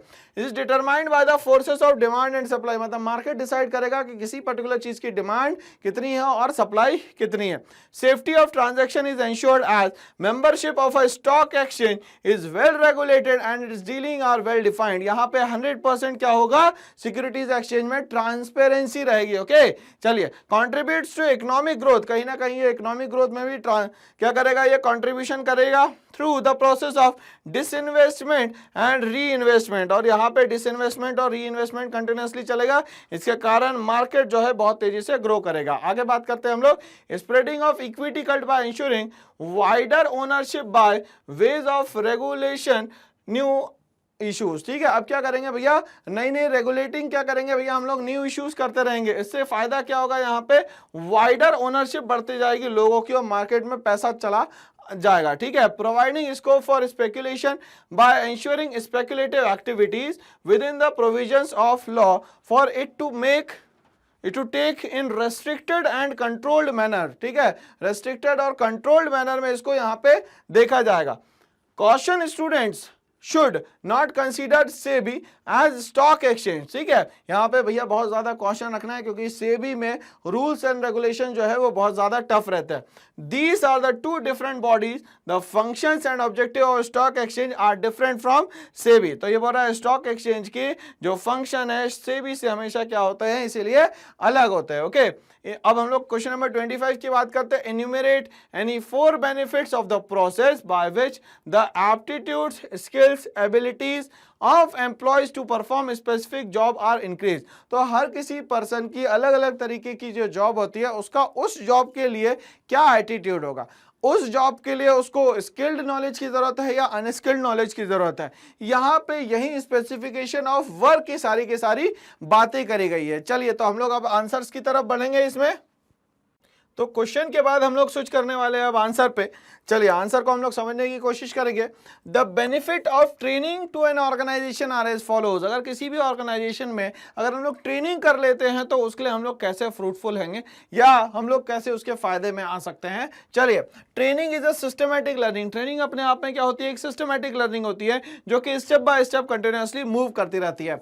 Always better than hit and trial method. Hit and trial method का मतलब था तुरंत में कोई सोल्यूशन निकाल लेना, बट ट्रेनिंग में क्या होता है, एक सिस्टमैटिक मैनर में पूरा काम हुआ आता है। Method which to pays the wastage of efforts and money। तो ये क्या करेगी भैया, वेस्टेज जो है वो बचा लेगी। वेस्टेज किस चीज का होगा भाई, तो वेस्टेज होता है एफर्ट्स का और दूसरा होता है भैया मनी का। तो इन दोनों को सेव करने का काम भी यहाँ पे करा जाएगा। It enhances employee productivity both in terms of quantity and quality, और एनहांस करेगा क्वांटिटी और क्वालिटी में, leading to the higher profit. और किस तरफ जाएगा भैया, ये धीरे धीरे करके हायर प्रॉफिट की तरफ जाएगा। Training equips the future manager who can take over in case of emergency. और ये क्या बोल रहा है भैया कि इमरजेंसी में ये ट्रेनिंग ही बहुत ज्यादा काम आती है। Training increases employees morale and reduces absenteeism and employee turnover. धीरे धीरे करके उसका वर्किंग एटीट्यूड बढ़ने लगता है जिसके कारण वो एब्सेंट कम होता है और काम में डेडिकेटेडली क्या करता है, कंटिन्यूअसली वर्क करता है। It helps in obtaining an effective response to a fast changing environment. और क्या कर रहा है वो, कंटिन्यूअसली जो भी फास्ट चेंजिंग एनवायरनमेंट होगा उसको क्या करेगा, बहुत इजीली एक्सेप्ट कर लेगा और अडॉप्ट कर लेगा। टेक्नोलॉजिकल एंड इकोनॉमिकल, जो भी चेंजेस है वो तो या तो टेक्नोलॉजिकल होंगे या तो क्या होंगे, इकोनॉमिकल होंगे। तो इतने सारे चेंजेस को यहां पे एक साथ क्या किया जाएगा, अडॉप्ट किया जाएगा। नेक्स्ट क्वेश्चन पे आते हैं हम लोग, जो कि ऑप्शन है किसका, क्वेश्चन नंबर 25 का। Name the mechanism that attempt to measure certain characteristics of individuals in the process of identifying and choosing the best person out of the number of prospective candidate for the job. तो अलग अलग job के लिए जो भी लोग required है उसकी हम लोग यहाँ पे बात करने वाले हैं। Enumerate any 3 of its. ठीक है, अब इतने में से कोई 3 की बात यहाँ पे बताई जाए। ओके, चलिए समझते हैं। Selection test types of test are, यहाँ पे 3 चीजें हम लोग यहाँ पे पिक करेंगे। Intelligence test is one of the important psychological test used to measure the level of intelligence quotient of the individual and is a indicator of personal ability or the ability to make decision and judgement. ठीक है, और यहाँ पे क्या कहा जा रहा है भैया, पर्सनल एबिलिटी और जजमेंट के हिसाब से सारे के सारे काम किए जाएंगे। Aptitude test is a measure of an individual potential, और एप्टीट्यूड टेस्ट क्या होता है भैया, यहाँ पे एक इंडिविजुअल के पोटेंशियल को शो करता है for learning new skills and indicates the person capacity to develop, और क्या करेगा ये, यहाँ पे पर्सन की कैपेसिटी डेवलप करने के लिए भी इसका यूज किया जाएगा। Personality test provide clues to persons emotion, personality test क्या करता है भैया, किसी पर्सन के इमोशन की बात करता है। हर reaction maturity and value system and prove the overall personality, और यहाँ पे क्या बात करेंगे भैया कि इससे ओवरऑल पर्सनालिटी जो है वो यहाँ पे उसके आउटलुक में समझ में आती है। चलिए यहां तक के चीजें समझ में आ गई है। आगे और टेस्ट की बात करें हम लोग, trade test measure the existing skills of the individual, level of knowledge and proficiency in the areas of profession और द टेक्निकल ट्रेनिंग। अब यहाँ पे क्या बोल रहा है, या तो प्रोफिशिएंसी लिया है किसमें, उसके प्रोफेशन में, या तो यहाँ पे टेक्निकल ट्रेनिंग्स में। Interest test are used to know the pattern of interest और इन्वॉल्वमेंट ऑफ अ पर्सन। ठीक है, अब क्या बोल रहा है, इंटरेस्ट टेस्ट की बात कर रहे हैं, used to know the pattern of interest और इन्वॉल्वमेंट ऑफ अ पर्सन। अब यहाँ पे पैटर्न ऑफ इंटरेस्ट और यहाँ पे बात हो रही है क्या, इन्वॉल्वमेंट ऑफ अ पर्सन की। Question selection test is a part of selection process, और ये कहीं ना कहीं क्या है, सिलेक्शन प्रोसेस का एक पार्ट है। Do not right definition of the selection in this. ठीक है, तो हम लोग एग्जैक्टली किसी चीज की डेफिनेशन नहीं बता सकते, बट यहाँ पे बहुत सारे प्रोसेस है जिससे सिलेक्शन किए जा सकते हैं। क्वेश्चन नंबर 26 पे आते हैं, state any 4 barriers to communication which are concerned with problems and obstruction in the process of encoding and decoding the messages into word और इंप्रेशन। जब हम लोग मैसेजेस को एनकोड या डिकोड करते हैं तो उसमें आने वाली जो भी परेशानियां हैं, जो भी रुकावटें हैं, वो सब अभी हम लोगों को यहाँ पे समझ में आ जाए। चलिए हम लोग एक एक चीजों को समझते हुए चलेंगे। सबसे पहले हम लोग बात करते हैं यहाँ पे सिमेंटिक बैरियर्स की। किसकी बात करेंगे सर जी, यहाँ पे सिमेंटिक बैरियर्स क्या होता है, sometimes intended meaning may not be conveyed by the manager to his subordinate. तो यहाँ पे जो भी वो बात कर रहा है वो एग्जैक्टली वैसी की वैसी बात यहाँ पे नहीं की जा रही है। Okay, due to badly expressed messages which may be on account of inadequate vocabulary. अब क्या होता है, कभी कभी इनएडुकेट वोकैबुलरी के कारण भी कहीं ना कहीं प्रॉब्लम होती है यहाँ पे। Usage of wrong work, omission of need work etcetera. तो जो भी जरूरत है वो सारे के सारे वर्ड भी यहाँ पे कभी कभी क्या होते हैं, कम्युनिकेट कंप्लीटली मैनेजर नहीं कर पाता। तो ये कहीं ना कहीं एक ऑब्स्ट्रक्शन है जिसको हम लोग सिमेंटिक बैरियर का पार्ट मानते हैं। A word may have different meaning and the receiver has to perceive one such meaning for the word use by the communicator. और बोल रहा है कि यहाँ पे रिसीवर और यहाँ पे जो स्पीकर है, दोनों के बीच में जो एडजस्टमेंट है, जो गैप है, वो कम हो जाना चाहिए। अगर गैप बढ़ता चला जाएगा तो वहां पे बोला कुछ और क्या है, होगा कुछ और। If the translator is not proficient with both the languages, mistakes may creep in the causing different meanings to the communication. और ये क्या बोल रहा है भैया, कहीं ना कहीं यहाँ डिफरेंट मीनिंग्स निकल जाते हैं किसी भी कम्युनिकेशन को। मतलब अगर वो पॉजिटिव में बोल रहा है तो उसको भी क्या कर लिया जाएगा, यहाँ पे नेगेटिव मान लिया जाएगा। चलिए बात करते हैं हम लोग, some communication may have certain assumption, कुछ कम्युनिकेशन के कुछ assumptions होते हैं, okay, which are subject to different interpretation. और ये क्या है, कहीं ना कहीं अलग अलग इंटरप्रिटेशन की बात है। It is usually found that specialist use technical jargons. तो अलग अलग क्या होता है भैया, डॉक्टर्स की एक अपनी पर्टिकुलरली क्या होती है, वोकैबुलरी होती है, जार्गन्स होते हैं भाई, ऐसे ही इंजीनियर्स के भी पर्टिकुलरली टेक्निकल वर्ड्स होते हैं।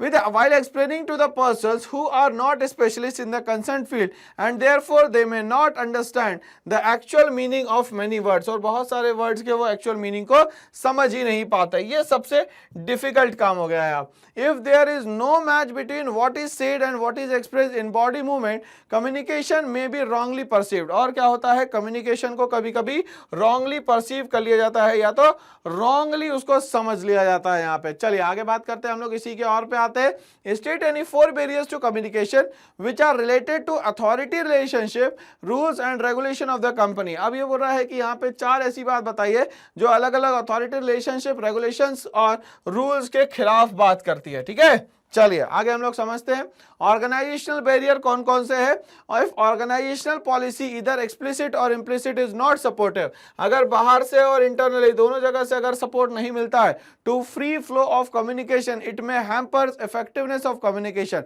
कहीं ना कहीं ये कम्युनिकेशन पे क्या करता है, हैम्पर करता है, यहाँ कहीं ना कहीं इसमें नुकसान होता है। Rigid rules and regulation cumbersome procedure may be a hurdle to communication as communication through prescribed channel may result in delay, और अगर मान लेते हैं पर्टिकुलर चैनल से ये चीजें नहीं चैनलाइज कर दी जाती है तो रिजल्ट जो है वो क्या हो जाता है, डिले हो जाता है। स्टेटस ऑफ सुपीरियर में create psychological distance between him and it's subordinate, अगर साइकोलॉजिकल बैरियर आ जाए तो कहीं ना कहीं इंसान क्या करने लगता है, जो हायर पोस्ट है और जो लोअर पोस्ट है इसके बीच में गैप क्रिएट करने लगता है। Complexity in the organisation caused by the number of managerial levels may delay and distort the communication as the number of filtering point is more, अब ये बोल रहा है कि फिल्टरिंग पॉइंट जो है वो बहुत ज्यादा इसमें लगाए जाते हैं। If facilities like frequent meetings, suggestion box and complaint box, social and cultural gathering, transparency in operation, etc. for smooth, clear and timely communications are not provided, communication may be hampered. इसके कारण कहीं ना कहीं जो है communication बहुत ज़्यादा hampered होता है। ओके चलिए आगे बात करते हैं हम लोग। इन सार्थक steel several initiatives have been taken to further improve the motivation level of employees through designing jobs that include greater variety of work, content, providing certain stability about future incomes and work, providing fringe benefits like housing, medical aid, etc. Allotment of share in line with various incentives. Identify and briefly explain the incentives being given by the organization to the employees. तो यहाँ पे कौन कौन से incentives दिए गए हैं organisation को, हम लोग ये देखने का यहाँ पे काम करने वाले हैं। ओके चलिए समझते हैं। Incentive being given by the organisation to the employees are, कौन कौन से इंसेंटिव जो है ऑर्गेनाइजेशन वो अपने एम्प्लॉयज को देने वाली है। Job enrichment, job enrichment is concerned with designing jobs that include greater variety of work content. अब यहाँ पे क्या होगा भैया, greater variety of work content की बात हो रही है। Require higher level of knowledge and skills, जिसमें क्या बोल रहा है कि भैया हायर लेवल ऑफ नॉलेज और स्किल्स की जरूरत है। Give workers more autonomy and responsibility, और वर्कर्स को क्या मिलेगी भैया, और ऑटोनॉमी मिलेगी और रेस्पॉन्सिबिलिटी मिलेगी। And provide opportunities for personal growth and a meaningful work experience, और क्या बात करेंगे यहाँ पे, मीनिंगफुल ग्रोथ की बात हो रही है यहाँ पे, और पर्सनल ग्रोथ की बात हो रही है, जिससे कंपनी भी ग्रो करेगी और वो पर्सन भी यहाँ पे ग्रोथ करेगा। क्यों, क्योंकि उसको यहाँ पे अपॉर्चुनिटी मिलने वाली है। ठीक है। Job security, employees want their jobs to be secure, employees क्या चाहते हैं, उनकी जॉब क्या हो जाए, सिक्योर हो जाए। They want certain stability about future income and work so that they do not feel worried about this aspect and work with greater zeal. ठीक है। अब कहीं ना कहीं अगर मान लेते हैं उनको सिक्योरिटी मिलेगी, मतलब जॉब सिक्योरिटी मिलेगी, तो वो और ज्यादा जील के साथ क्या कर सकते हैं, यहाँ पे काम कर सकते हैं। चलिए परक्यूसाइड्स की हम लोग बात करते हैं, अदर फैसिलिटीज और अलाउंसेस की बात करते हैं। In many companies perquisites and the fringe benefits are offered such as car allowance, housing, medical aid and education to children etcetera over and about the salary, और इसके बाद सैलरी के बाद भी आपको बहुत सारे बेनिफिट्स मिलेंगे। को पार्टनरशिप की बात करें या स्टॉक ऑप्शंस की बात करें, under this incentive scheme employees are offered company shares at an set price which is lower than the market price, और क्या करती है कंपनी अपने लोगों के लिए कम प्राइजेस पे देती है कोई भी चीज। Sometimes management may allot shares in line of various incentives payable in cash, और बहुत सारी चीजें क्या करती है वो शेयर्स के फॉर्म में भी दे देती है और बाकी सब चीजें क्या है कैश फॉर्म में यहाँ पे दी जाती है। क्वेश्चन नंबर 28 पे हम लोग स्विच करेंगे। यहाँ पे स्टेट एनी 4 फैक्टर, ऐसे कोई 4 फैक्टर्स बताइए अफेक्टिंग द फाइनेंशियल डिसीजन, क्या करेगा वो कहीं ना कहीं आपके फाइनेंशियल डिसीजन को अफेक्ट करेगा। That is concern with raising of finance using share holders fund and borrowed fund, कहीं ना कहीं शेयर होल्डर फंड और बोरोड फंड की यहाँ पे बात की जा रही है। ओके चलिए समझते हैं हम लोग एक ही चीज को। Following are the factors affecting capital structure of a company any 4। Size of the projected cash flow must be considered before borrowing. ठीक है। अब यहाँ बोल रहा है जो प्रोजेक्टेड है कैश फ्लो का वो यहाँ पे बोरोइंग से क्या होना चाहिए, कम होना चाहिए। मतलब यहाँ पे बोलता है size of the projected cash flow must be considered before borrowing. भैया पैसा तो लेना है आपको कहीं ना कहीं से, मगर कोशिश करें कि कम से कम लिया जाए यहाँ पे पैसा। Interest coverage ratio refers to the number of times earning before interest and taxes of a company covers the interest obligation. और यहाँ पे कहीं ना कहीं इंटरेस्ट ऑब्लिगेशंस की बात की जा रही है। डेब्ट service coverage ratio takes care of the deficiencies referred to in the interest coverage ratio. अब डेब्ट कवरेज रेशियो में क्या बोलता है भैया, यहाँ डेफिशिएंसीज को भी माना जाएगा to in the interest coverage ratio. किस फॉर्म में माना जाएगा, इंटरेस्ट कवरेज रेशियो के फॉर्म में। More debts can be used if debts can be raised at the lower rate. अगर मान लेते हैं डेट्स ज्यादा बढ़ रहे हैं तो उसको धीरे धीरे करके एक तय समय में कम करना पड़ेगा। हायर टैक्स रेट मेक्स डेब्ट relatively cheaper and increases it's attraction विज़ equity. कहीं ना कहीं साथ ही साथ यहाँ पे क्या बोल रहा है भैया, हायर टैक्स रेट मेक्स डेब्ट। अगर मान लेते हैं टैक्स रेट ज्यादा बढ़ जाता है तो यहाँ पे क्या हो जाएगा, आप पे डेब्ट भी ज्यादा बढ़ने लगेगा। Process of raising resources also involve some cost which may affect the choice between डेब्ट एंड इक्विटी। तो चॉइस आ जाएगी यहाँ पे डेब्ट और इक्विटी के बीच में, हेंस द कैपिटल स्ट्रक्चर। और किसके साथ बात हो रही है यहाँ पे, कैपिटल स्ट्रक्चर के साथ बात हो रही है। चलिए और की हम लोग बात करते हैं। क्वेश्चन जो 28 का और फॉर्म में है, factors affecting financing decisions are. क्या क्या फैक्टर्स है फाइनेंसिंग डिसीजंस में। चलिए सबसे पहले बोलता है, अ prudent financial manager would normally opt for a source which is the cheapest. हमेशा हम लोग कोशिश करते हैं कि जो चीजें हैं, जो रिसोर्सेज है, वो हमेशा क्या मिले, हम लोगों को चीपेस्ट वे में मिले या सस्ती मिले। The risk associated with each of sources is different. जो रिस्क है वो अलग अलग तरीके से अलग अलग जगह पे बिल्कुल अलग रहेगा, ठीक है ना। तो रिस्क किसी कंपनी में ज्यादा होगा, रिस्क किसी कंपनी में कम होगा। Higher the flotation cost less attractive the source. बोलता है कि जैसे जैसे हायर होगा फ्लोटेशन कॉस्ट वैसे ही ये हो जाएगा क्या, सोर्स जो है वो अट्रैक्टिव हो जाएगा। A stronger cash flow position may make डेब्ट financing more viable than funding through equity. ये बोल रहा है कि यहाँ पे एक स्ट्रॉन्ग कैश फ्लो पोजीशन रहेगी जो कि आपके डेब्ट फाइनेंसिंग करेगी, viable than funding through equity. और किसके थ्रू बोल रहा है भैया, वायबल रहेगी फंडिंग थ्रू इक्विटी, मतलब इक्विटी शेयर्स के थ्रू वो पैसा यहाँ पे लाया जा सकता है। If a business has high fixed operating cost, एक जो बिजनेस है वो हाई फिक्स्ड ऑपरेटिंग कॉस्ट पे था, it must reduce fixed financing cost. और क्या बोल रहा है ये, इसका फिक्स्ड फाइनेंसिंग कॉस्ट भी कहीं ना कहीं होगा। Issues of more equity may lead to dilution of management control over the business। ठीक है, अब कहीं ना कहीं अगर ज्यादा आपने इश्यू कर दिए तो ये कंपनी के डाइल्यूशन पे भी आ सकता है, बट क्या करना पड़ेगा, हमें इसको कंट्रोल करके रखना पड़ेगा। पॉइंट नंबर 7 पे आते हैं, health of the capital market may also affect the choice of source of fund. Caution student should learn financial decision and its part in detail. अब हम लोगों का क्या करना है, फाइनेंशियल डिसीजन बहुत सोच समझ के लेना है, so that they can provide the explanation of the decision which are asked in the questions correctly. ठीक है, तो हम लोग यहाँ पे जो भी डिसीजंस की बात कर रहे हैं उसमें जो भी क्वेश्चन पूछे जाएगा उसका आंसर बहुत ही सोच समझ के दिए जाए।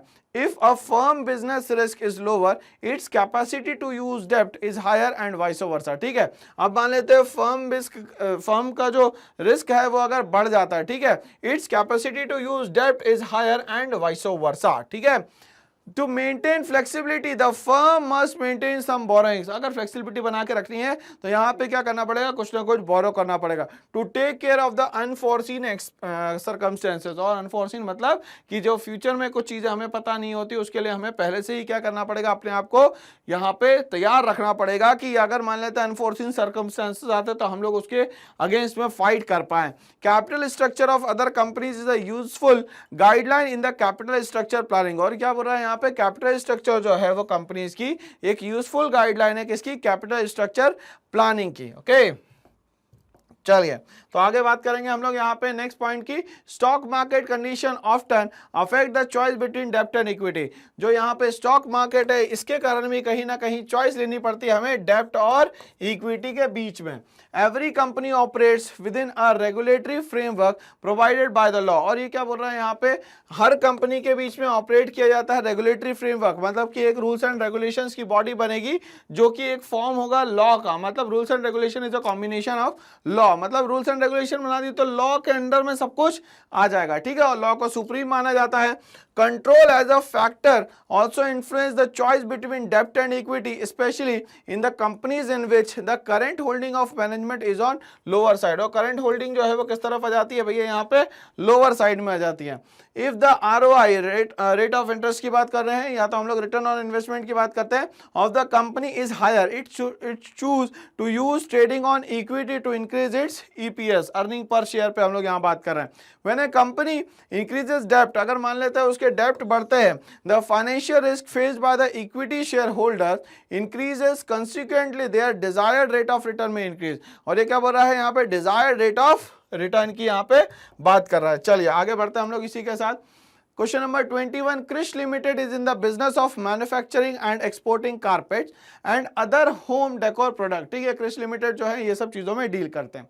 It has a share capital of 70 lakh. कितना है भैया शेयर कैपिटल, 70 lakhs का. At the face value of 100 each. कितने रुपए का भैया एक शेयर, 100 रुपए का है. Company is considered a major expansion, चाहती है कि वो जितना एक्सपांशन कर सकते हैं वो करे, of its production facility and want to raise 50 lakh. कितना रुपए बढ़ाना चाहती है, 50 lakh.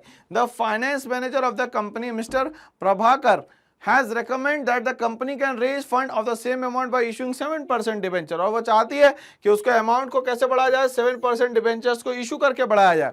Given that earning per share of the company after expansion is 35 and the tax rate is 3%, उसका अर्निंग पर शेयर कितना आ गया, ₹35, और टैक्स रेट कितना आ गया, 30%.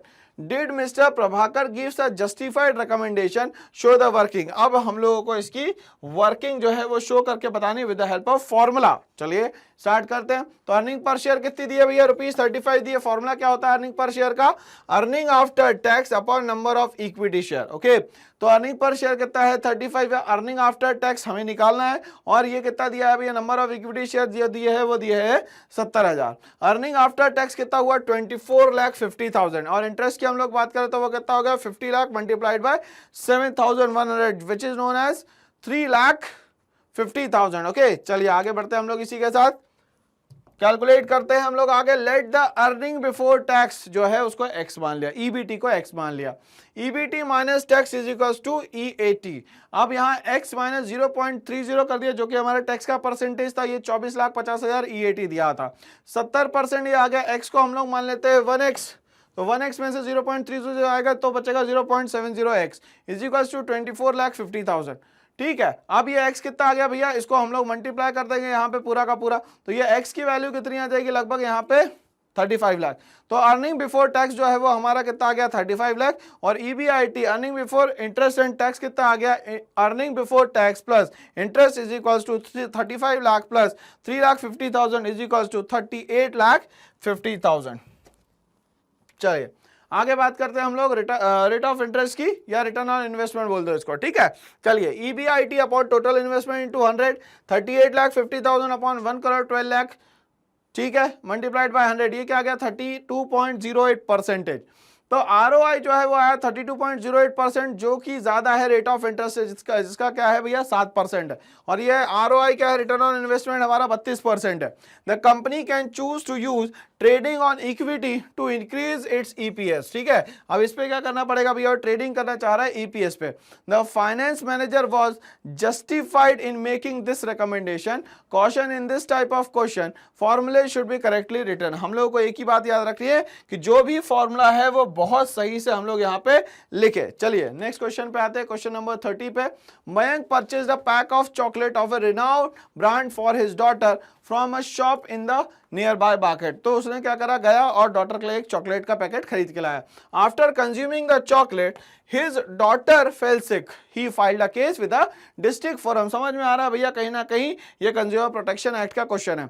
He lost the case because of a mistake that he could not provide proof of purchase. But problem ये है कि वो हार जाएगा क्योंकि उसके पास क्या नहीं है, प्रूफ ऑफ परचेज मतलब बिल नहीं है. What should be kept in mind by a consumer while purchasing, using and consuming goods and services apart from avoiding the mistake committed by Mayank in order to enable his or him or her to achieve the objective of the consumer protection enumerate any 4 points। इसके बारे में हम लोगों को क्या बताने हैं, 4 points बताने हैं। चलिए, तो क्वेश्चन हमें समझ में आ गया भैया, उसकी डॉटर क्या है, बीमार पड़ गई है, अब इसको क्या करना चाहिए। A consumer should keep in mind the following responsibility while purchasing, use and consuming goods and services. क्या क्या बातें याद रखनी है। सबसे पहली बात, be aware about various goods and services available in the market so that an intelligent and a wise choice can be made. अब उसको अपना दिमाग लगा के ही चीजों को खरीदना चाहिए, खरीदना पड़ेगा। Buy only standardise goods as they provide quality assurance, और क्या मिलना चाहिए भैया, उनको क्वालिटी एश्योरेंस मिलना चाहिए। 10 लुक फॉर आईएसआई मार्क, और क्या देखना है भैया, आईएसआई मार्क देखना है किस पे, तो इलेक्ट्रिकल गुड्स पे। एफपीओ देखना है किस पे, फूड प्रोडक्ट पे। और हॉलमार्क देखना है किस पे भैया, ज्वेलरी एक्सेट्रा पे। ये सब स्टैंडर्ड के साइन है।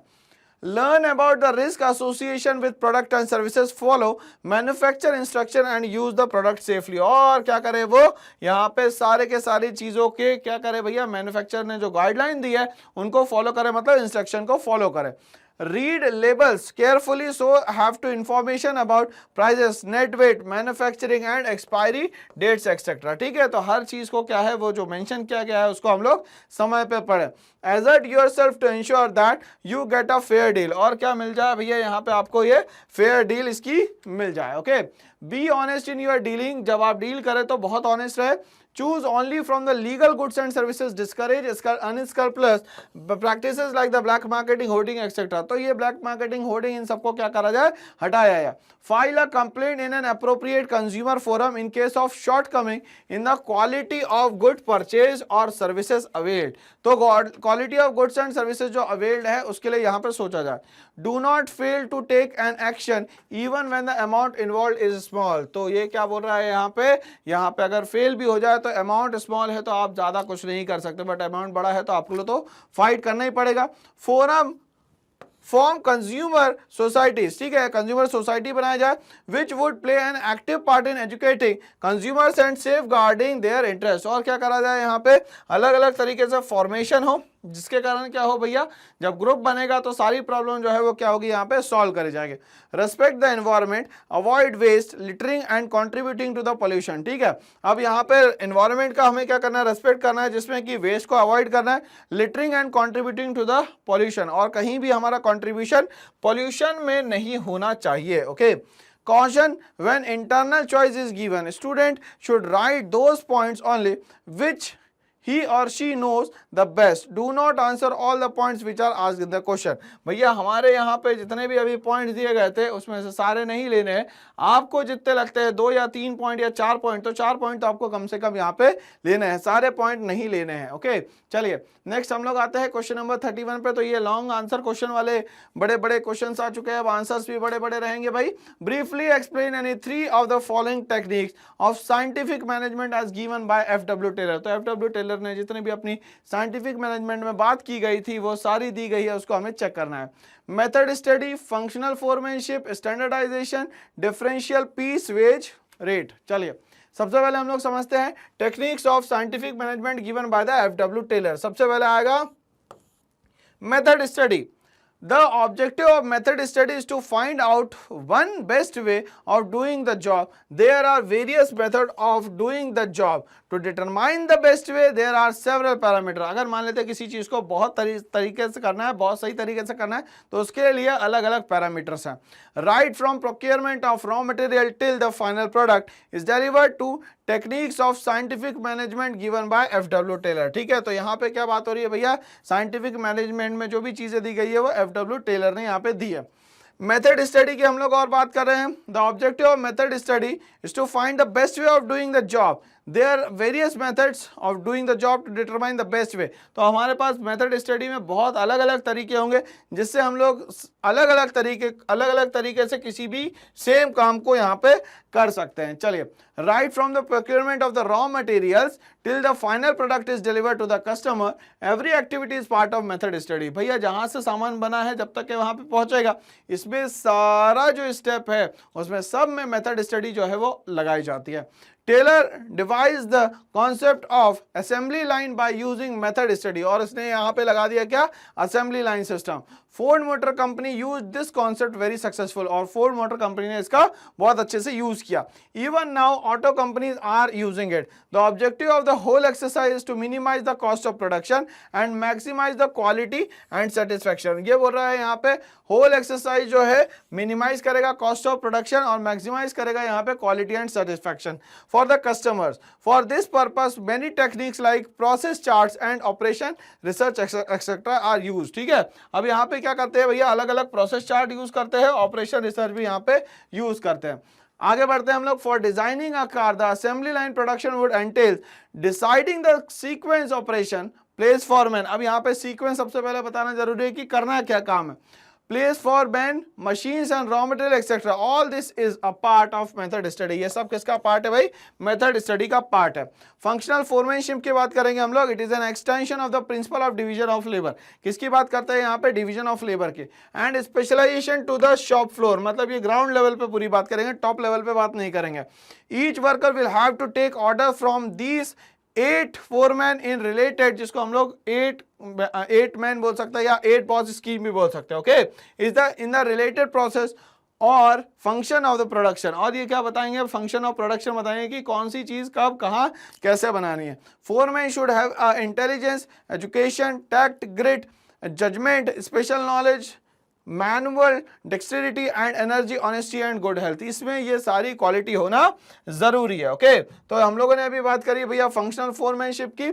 Since all these qualities could not be found in a single person, Taylor propose 8 specialist. अगर मान लेते एक ही में बंदे में होता तो बाकी लोगों की जरूरत नहीं पड़ती, इसीलिए उसने 8 अलग अलग बंदे लगा के रखे।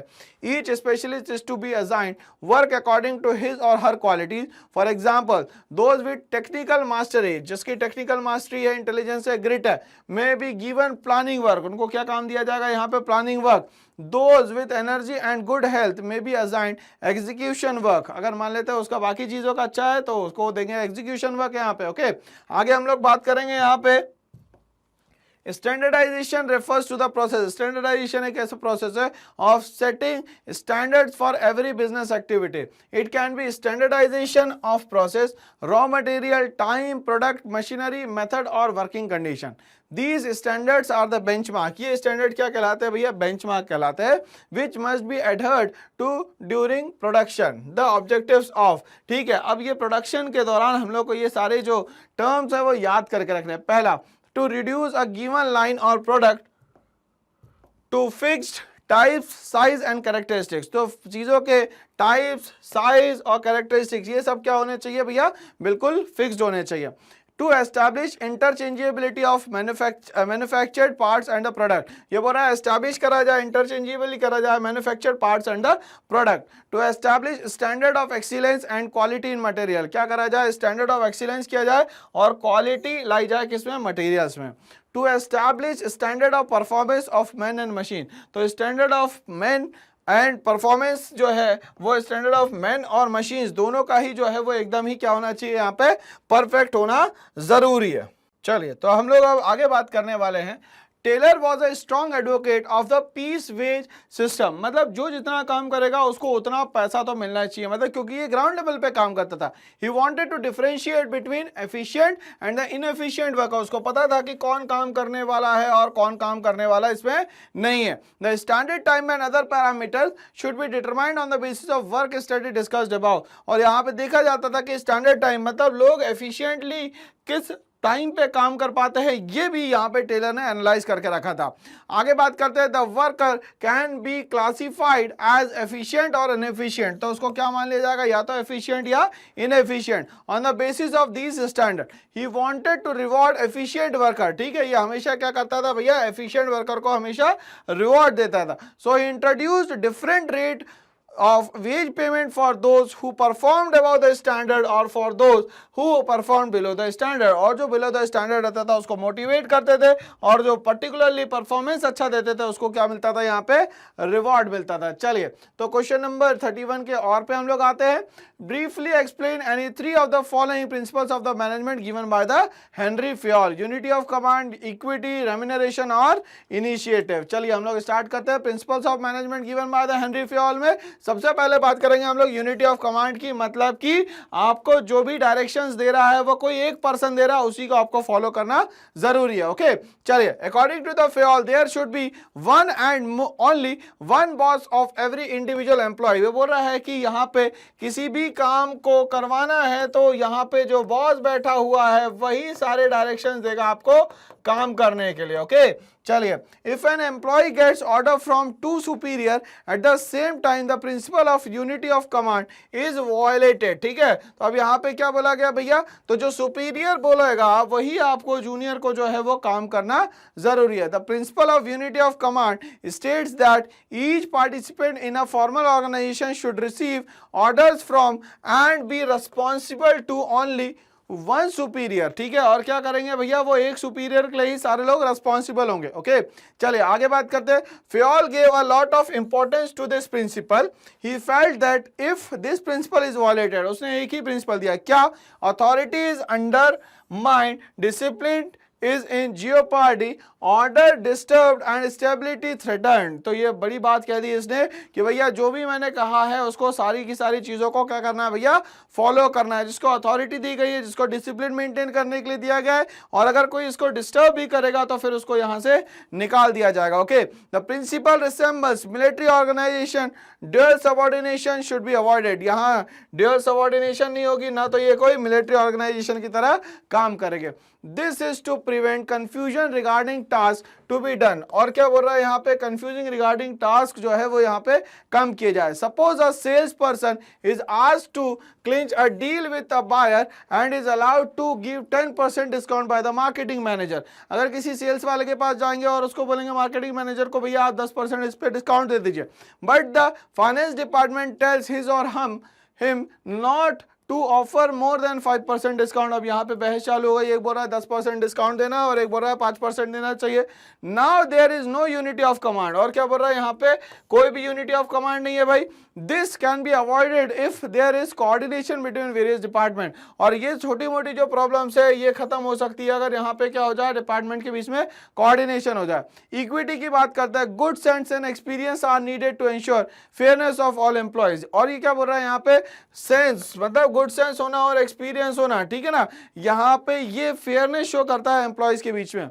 Who should be treated as fairly as responsible according to Fayol के according this principle emphasizes kindliness and justice in behavior of manager toward worker, this will ensure loyalty and the devotion। इसके कारण क्या होगा भैया, loyalty और devotion जो है बढ़ेगा यहाँ पे। चलिए, Fayol does not rule out use of force sometimes, rather he says that lazy personnel should be dealt with sternly to send the message that everyone is equal in the eyes of management। अगर मान लेते कोई आलस दिखा रहा है, बहुत ज्यादा लेजीनेस दिखा रहा है, तो उसको वहां से हटाया जाए या उसको वार्निंग दी जाए, और जो ज्यादा काम कर रहा है उसको यहाँ पे क्या करा जाए भैया, प्रमोट किया जाए। There should be no discrimination against anyone on account of sex, religion, language, caste, belief और नेशनलिटी एक्सेट्रा। अब यहाँ पे सारे एम्प्लॉय को क्या माना जाए भैया, इक्वल माना जाए। In practice we can observe that nowadays in multinational corporation people of various nationalities work together in a discrimination free environment।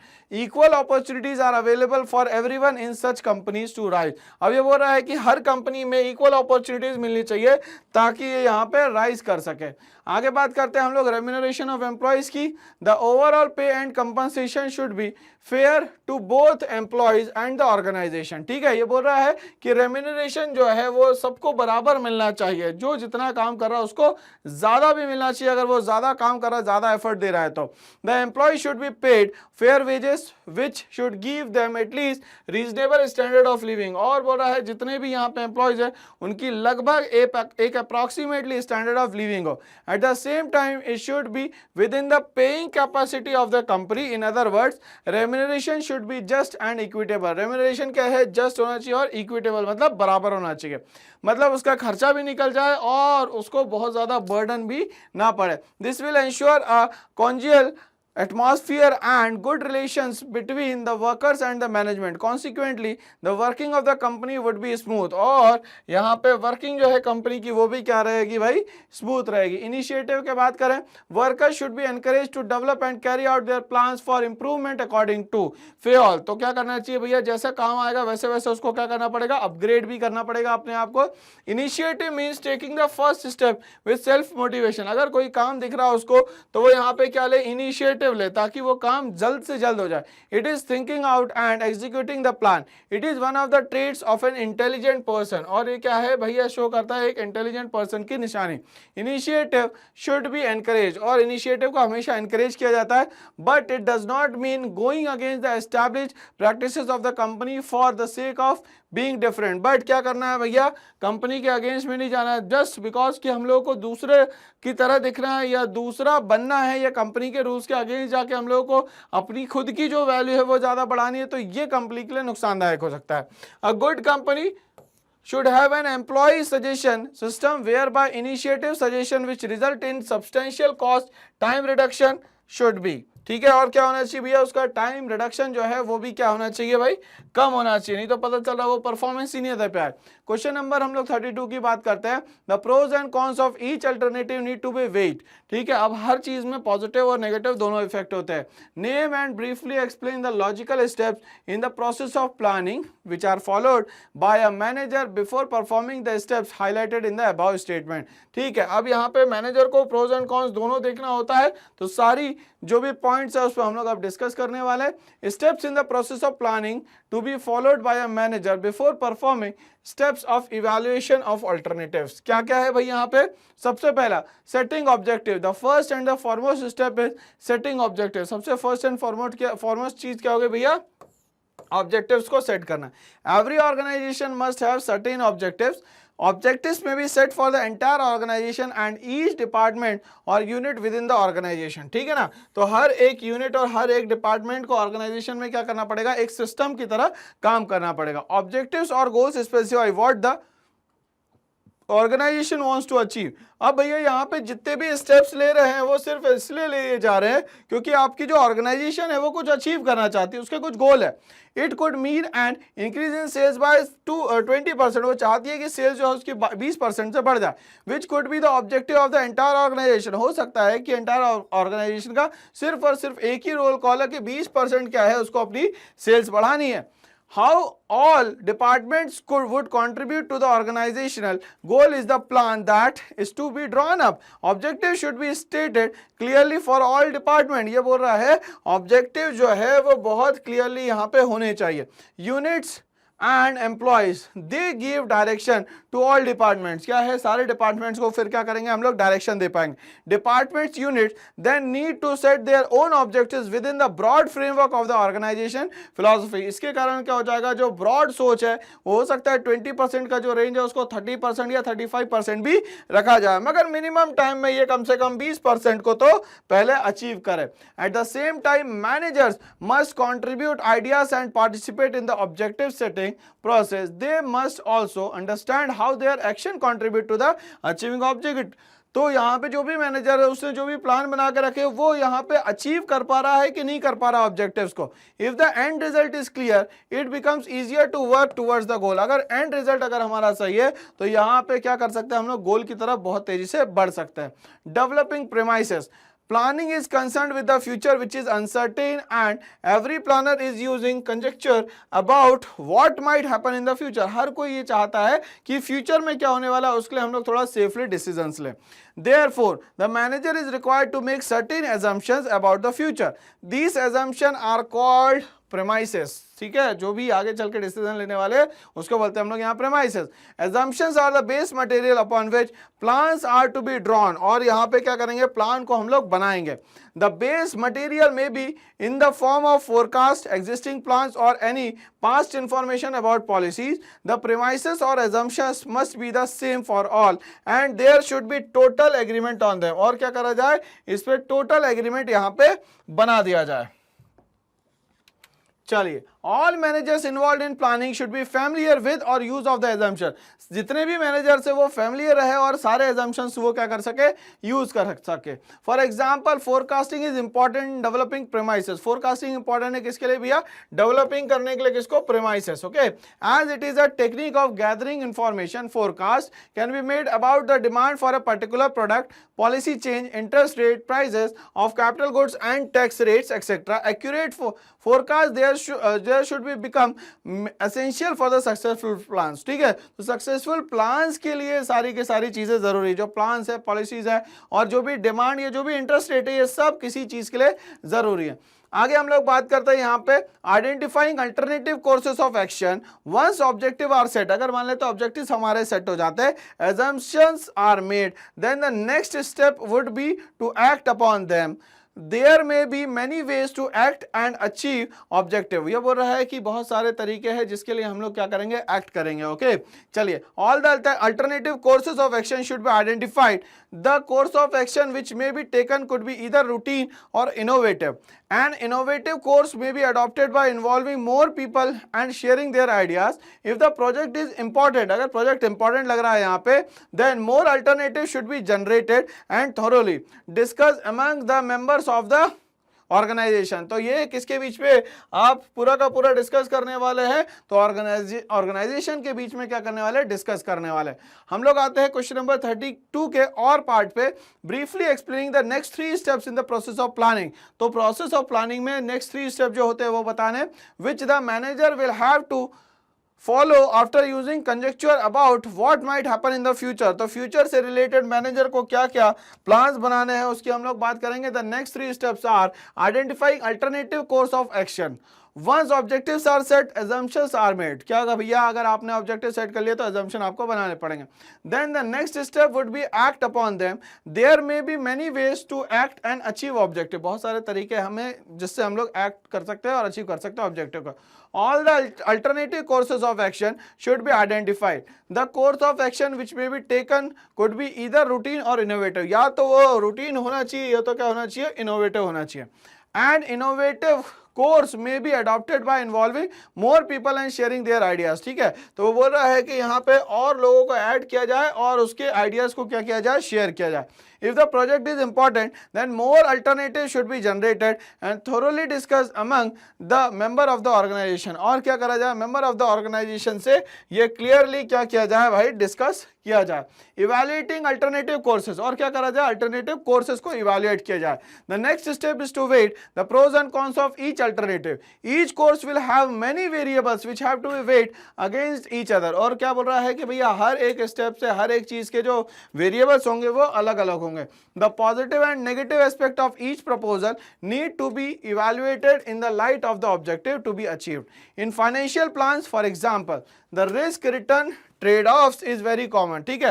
ये क्या बोल रहा है यहाँ पे, ट्रेड ऑफ जो है वो बहुत कॉमन है। The more risky the investment, the higher the return it is likely to give. और ये क्या बोल रहा है, जितना ज्यादा रिस्की इन्वेस्टमेंट होगा उतना ज्यादा यहाँ पे रिटर्न्स भी आपको मिलेंगे। To evaluate such proposal, detailed calculation of earning per share, interest, taxes, dividend are made and decision taken. Accurate forecast in the condition of certainty and uncertainty then become vital assumption for these proposals. Alternatives are evaluated in the light of their feasibility and consequences. Okay, चलिए तो light डाली जाए भैया कि feasibility क्या है चीजों की और consequences क्या है। सेलेक्टिंग एन अल्टरनेटिव की बात करें, this is the real point of the decision making, और ये रियल पॉइंट है डिसीजन मेकिंग का। The best plan has to be adopted and implement, the best plan जो है वो क्या किया जाए भैया, अडॉप्ट किया जाए। The ideal plan of course would be the most feasible, profitable with least negative consequences. Most plans may not available always be subjected to mathematical analysis. बहुत सारे प्लान जो है जरूरी नहीं है मैथमेटिकल एनालिसिस के हिसाब से किए जाए। In such cases, subjectivity and the manager's experience, judgment at times, intuition plays an important part in the selecting the most viable alternative. क्या करा जाए भैया, most viable alternative ढूंढा जाए हमेशा। Sometimes a combination of plans may be selected instead of one best course. The manager will have to apply permutation and combination. ठीक है ना, if and but लगा के भी इसका solution निकाला जा सकता है। And select the best course of action. और क्या करा जाए, best course of action को क्या किया जाए यहाँ पे कंट्रोल किया जाए, ठीक है ना। तो कोर्स ऑफ एक्शन में ये सारी चीजें जो है बहुत ज्यादा जरूरी है। चलिए अब हम लोग ये क्वेश्चन के बाद नेक्स्ट क्वेश्चन पे आते हैं जिसका नंबर है 33 और 6 मार्क्स का ये क्वेश्चन है। इसमें कंडीशन देके रखी है, समझने की कोशिश करेंगे हम लोग यहाँ पे। जोजो एंड जोजो, बड़ा ही इंटरेस्टिंग नाम है भाई। जोजो एंड जोजो is a company known for its consumer business of baby oil and bandages, ठीक है। तो ये बेबी ऑयल और बैंडेजेस में क्या करता है भाई साहब, डील करता है। ओके चलिए, तो यहां तक के समझ में आ गया भैया कि यहाँ पे ये क्या है, लेन देन करने वाला, मतलब परचेज सेल करने वाली बात चल रही है। But many people do not know that company also runs a medical device and diagnostic business as well। इसके साथ साथ यहाँ पे फार्मेसी के, यहाँ पे मेडिकल डिवाइस और डायग्नोस्टिक बिजनेस भी चलते हैं। With more than 1,80,000 employees worldwide, the company has chosen to share decision-making authority with lower level and place it nearest to the point of action. और ये क्या बोल रहा है भैया, एक नियरेस्ट पॉइंट ऑफ एक्शन पे यहाँ पे बात चल रही है।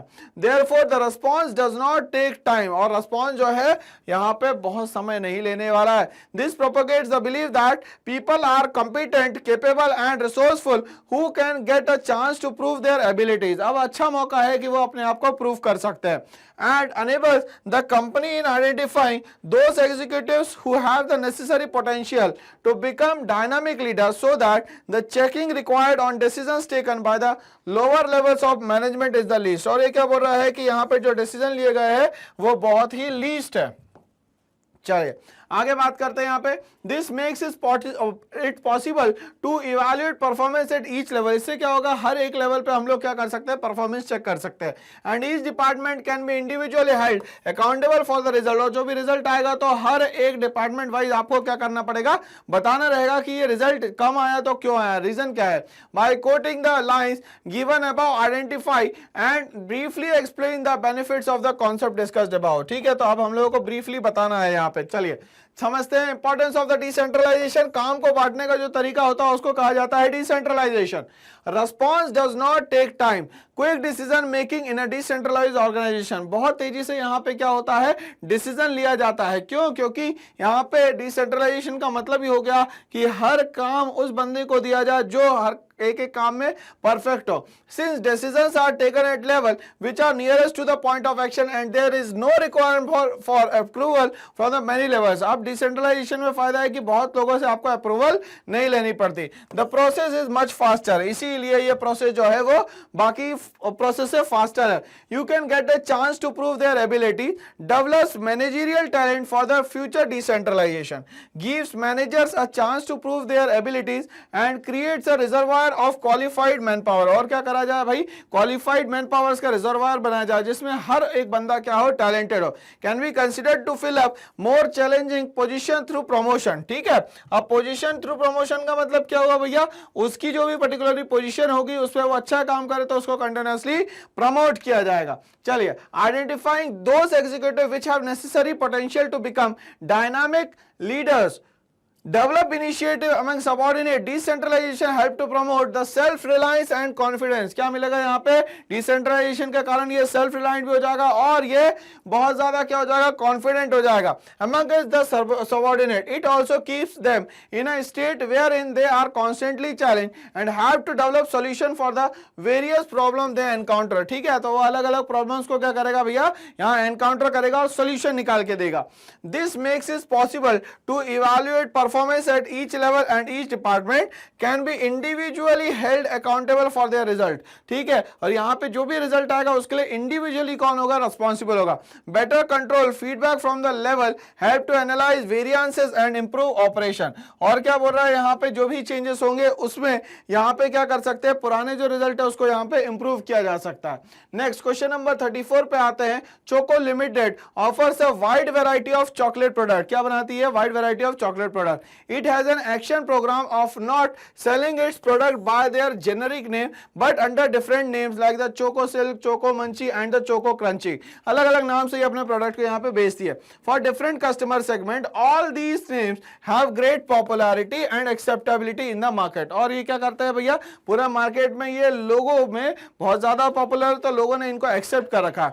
As the company policy, the product were offered at reasonable and affordable prices for targeting a mass consumer base या कस्टमर बेस, तो अब इनके पास बहुत सारे लोग हैं किसी चीज को कंज्यूम करने वाले। During the festive season the company launch a massive promotional campaign to increase its revenue and achieve its communication objective. ठीक है, तो इनने कोशिश करी कि अगर हम मान लेते हैं एक फेस्टिवल आता है, उसमें या तो हम लोग क्या करें भाई, यहाँ पे कैंपेनिंग करें ताकि लोगों तक के और ये चीज पहुंच जाए। The company introduce free gift for the customer, और कंपनी ने क्या इंट्रोड्यूस करा भैया, फ्री गिफ्ट। चलिए, there on ground sales team deliver the product not only to the department store but also to small shop. पहले बड़े बड़े departmental shop में बेचती थी, मगर अब क्या करने लग गई, वो छोटी छोटी शॉप्स पे भी बेचने लगे, so that all segment of the customer can easily get the product. They also provide information and support services to customer to ensure repeat sale, और अलग अलग जगह पे क्या हो जाएगा, सेल्स उसकी बढ़ती चले जाएगी। From the view point of the management function briefly explain any 4 activities of the marketing which the firm will involve in apart from the above mentioned ones it's already performing। जो काम कर रही थी इसमें और एड ऑन किया गया ताकि एफर्ट से और ज्यादा क्या आ जाए, उसके पास सेल्स आ जाए। Functions of marketing apart from the ones Chocos Limited is already performing any 4, हम लोग इसमें से 4 पॉइंट ले सकते हैं। पहला, gathering and analysing market information, market में जो भी इंफॉर्मेशन है उसको इकट्ठा किया जाए। This is necessary to identify the needs of the customers and make various decision for the successful marketing of the product and services. This is important for making an analysis of the available opportunity and threats as well। भाई ऐसा नहीं है कि यहाँ पे सिर्फ आपको strength मिलते जाएगी हर चीज से, यहाँ पे थ्रेट्स भी मिल सकते हैं। And weaknesses of the organization help in deciding what opportunities can best be pursued by it, और कौन सी बेस्ट अपॉर्चुनिटीज यहाँ पे यूज की जा रही है वो देखा जाएगा। Product designing and development, the design of the product contribute to making the product attractive to the target customer. A good design can improve performance of a product and give a competitive advantage in the market. और क्या बोल रहा है यहाँ पे, एक competitive advantage मिलेगा यहाँ पे मार्केट में। चलिए, स्टैंडर्डाइजेशन की बात करें तो स्टैंडर्ड प्रोडक्ट यहाँ पे मिलने वाला है। Standardisation refers to producing goods of predetermined specification which help in achieving uniformity and consistency in the output। अब मार्केट में यूनिफॉर्मिटी और कंसिस्टेंसी मिलने वाली है यहाँ पे। चलिए, पैकेजिंग एंड लेबलिंग की बात करें, packaging refers to designing, packaging अच्छी होती है तो अट्रैक्ट काफी होता है कस्टमर इसमें। And developing the package for the product, labelling refers to the designing and developing the label to be put on the product. ठीक है, तो यहाँ पे डिजाइनिंग और डेवलपिंग द लेबल की बात करी गई है प्रोडक्ट की। चलिए आगे बात करते हैं हम लोग ट्रांसपोर्टेशन की। Transportation involves physical movement of goods from one place to another। Transportation का मतलब होता है एक जगह से दूसरी जगह गुड्स को पहुंचाना। As generally the user of product particularly consumer products are wider spread and geographically separated। अब जहां पे जिस तरीके का प्रोडक्ट चाहिए रहता है वहां पे उस तरीके का प्रोडक्ट पहुंचाया जाता है। ये मूवमेंट ऑफ गुड्स जो है वो क्या कहलाता है, transportation. From the place where they are produce, जहां से ये इसको क्या करा गया है, प्रोड्यूस किया गया है। स्टोरेज एंड वेयर हाउसिंग की बात करें, in order to maintain smooth flow of product in the market there is a need for proper storage of product. और बोल रहा है कि यहाँ पे प्रॉपरली स्टोरेज ऑफ प्रोडक्ट की बहुत ज्यादा आवश्यकता है। ठीक है, इसी को हम लोग स्टोरेज या वेयर हाउसिंग कहते हैं। Further there is a need for storage of adequate stock of goods to protect against unavoidable delays in delivery और to meet our contingencies in the demand। Ram Kumar, the CEO of the Sabarmati Enterprise, in a meeting with the middle management of the company advised that the personal goals of the people should be reconciled with the organization objective। और क्या बोल रहा है यहाँ पे, personal goal को यहाँ पे रखा जाए बट यहाँ पे ऑर्गेनाइजेशनल गोल को भी ऑब्जेक्टिव बना के चले गए। For harmony in the organisation briefly explain the objective of management that he was referring to. ठीक है, तो ये कंपनी की क्या है, जो भी प्रोफाइल है उसमें अपने ऑब्जेक्टिव के अलावा कंपनी के ऑब्जेक्टिव को ज्यादा प्रेफरेंस यहाँ पे दे रहे हैं। तो इसी के साथ हमारा ये जो बीएससी का सैंपल पेपर है पूरी तरीके से सॉल्व होता है। करना है क्या है, अब एक छोटा सा काम करना है आपको, इस चैनल को लाइक शेयर और सब्सक्राइब करना है क्योंकि सब कुछ मिलने वाला है यहाँ पे free of cost. Thanks for watching all.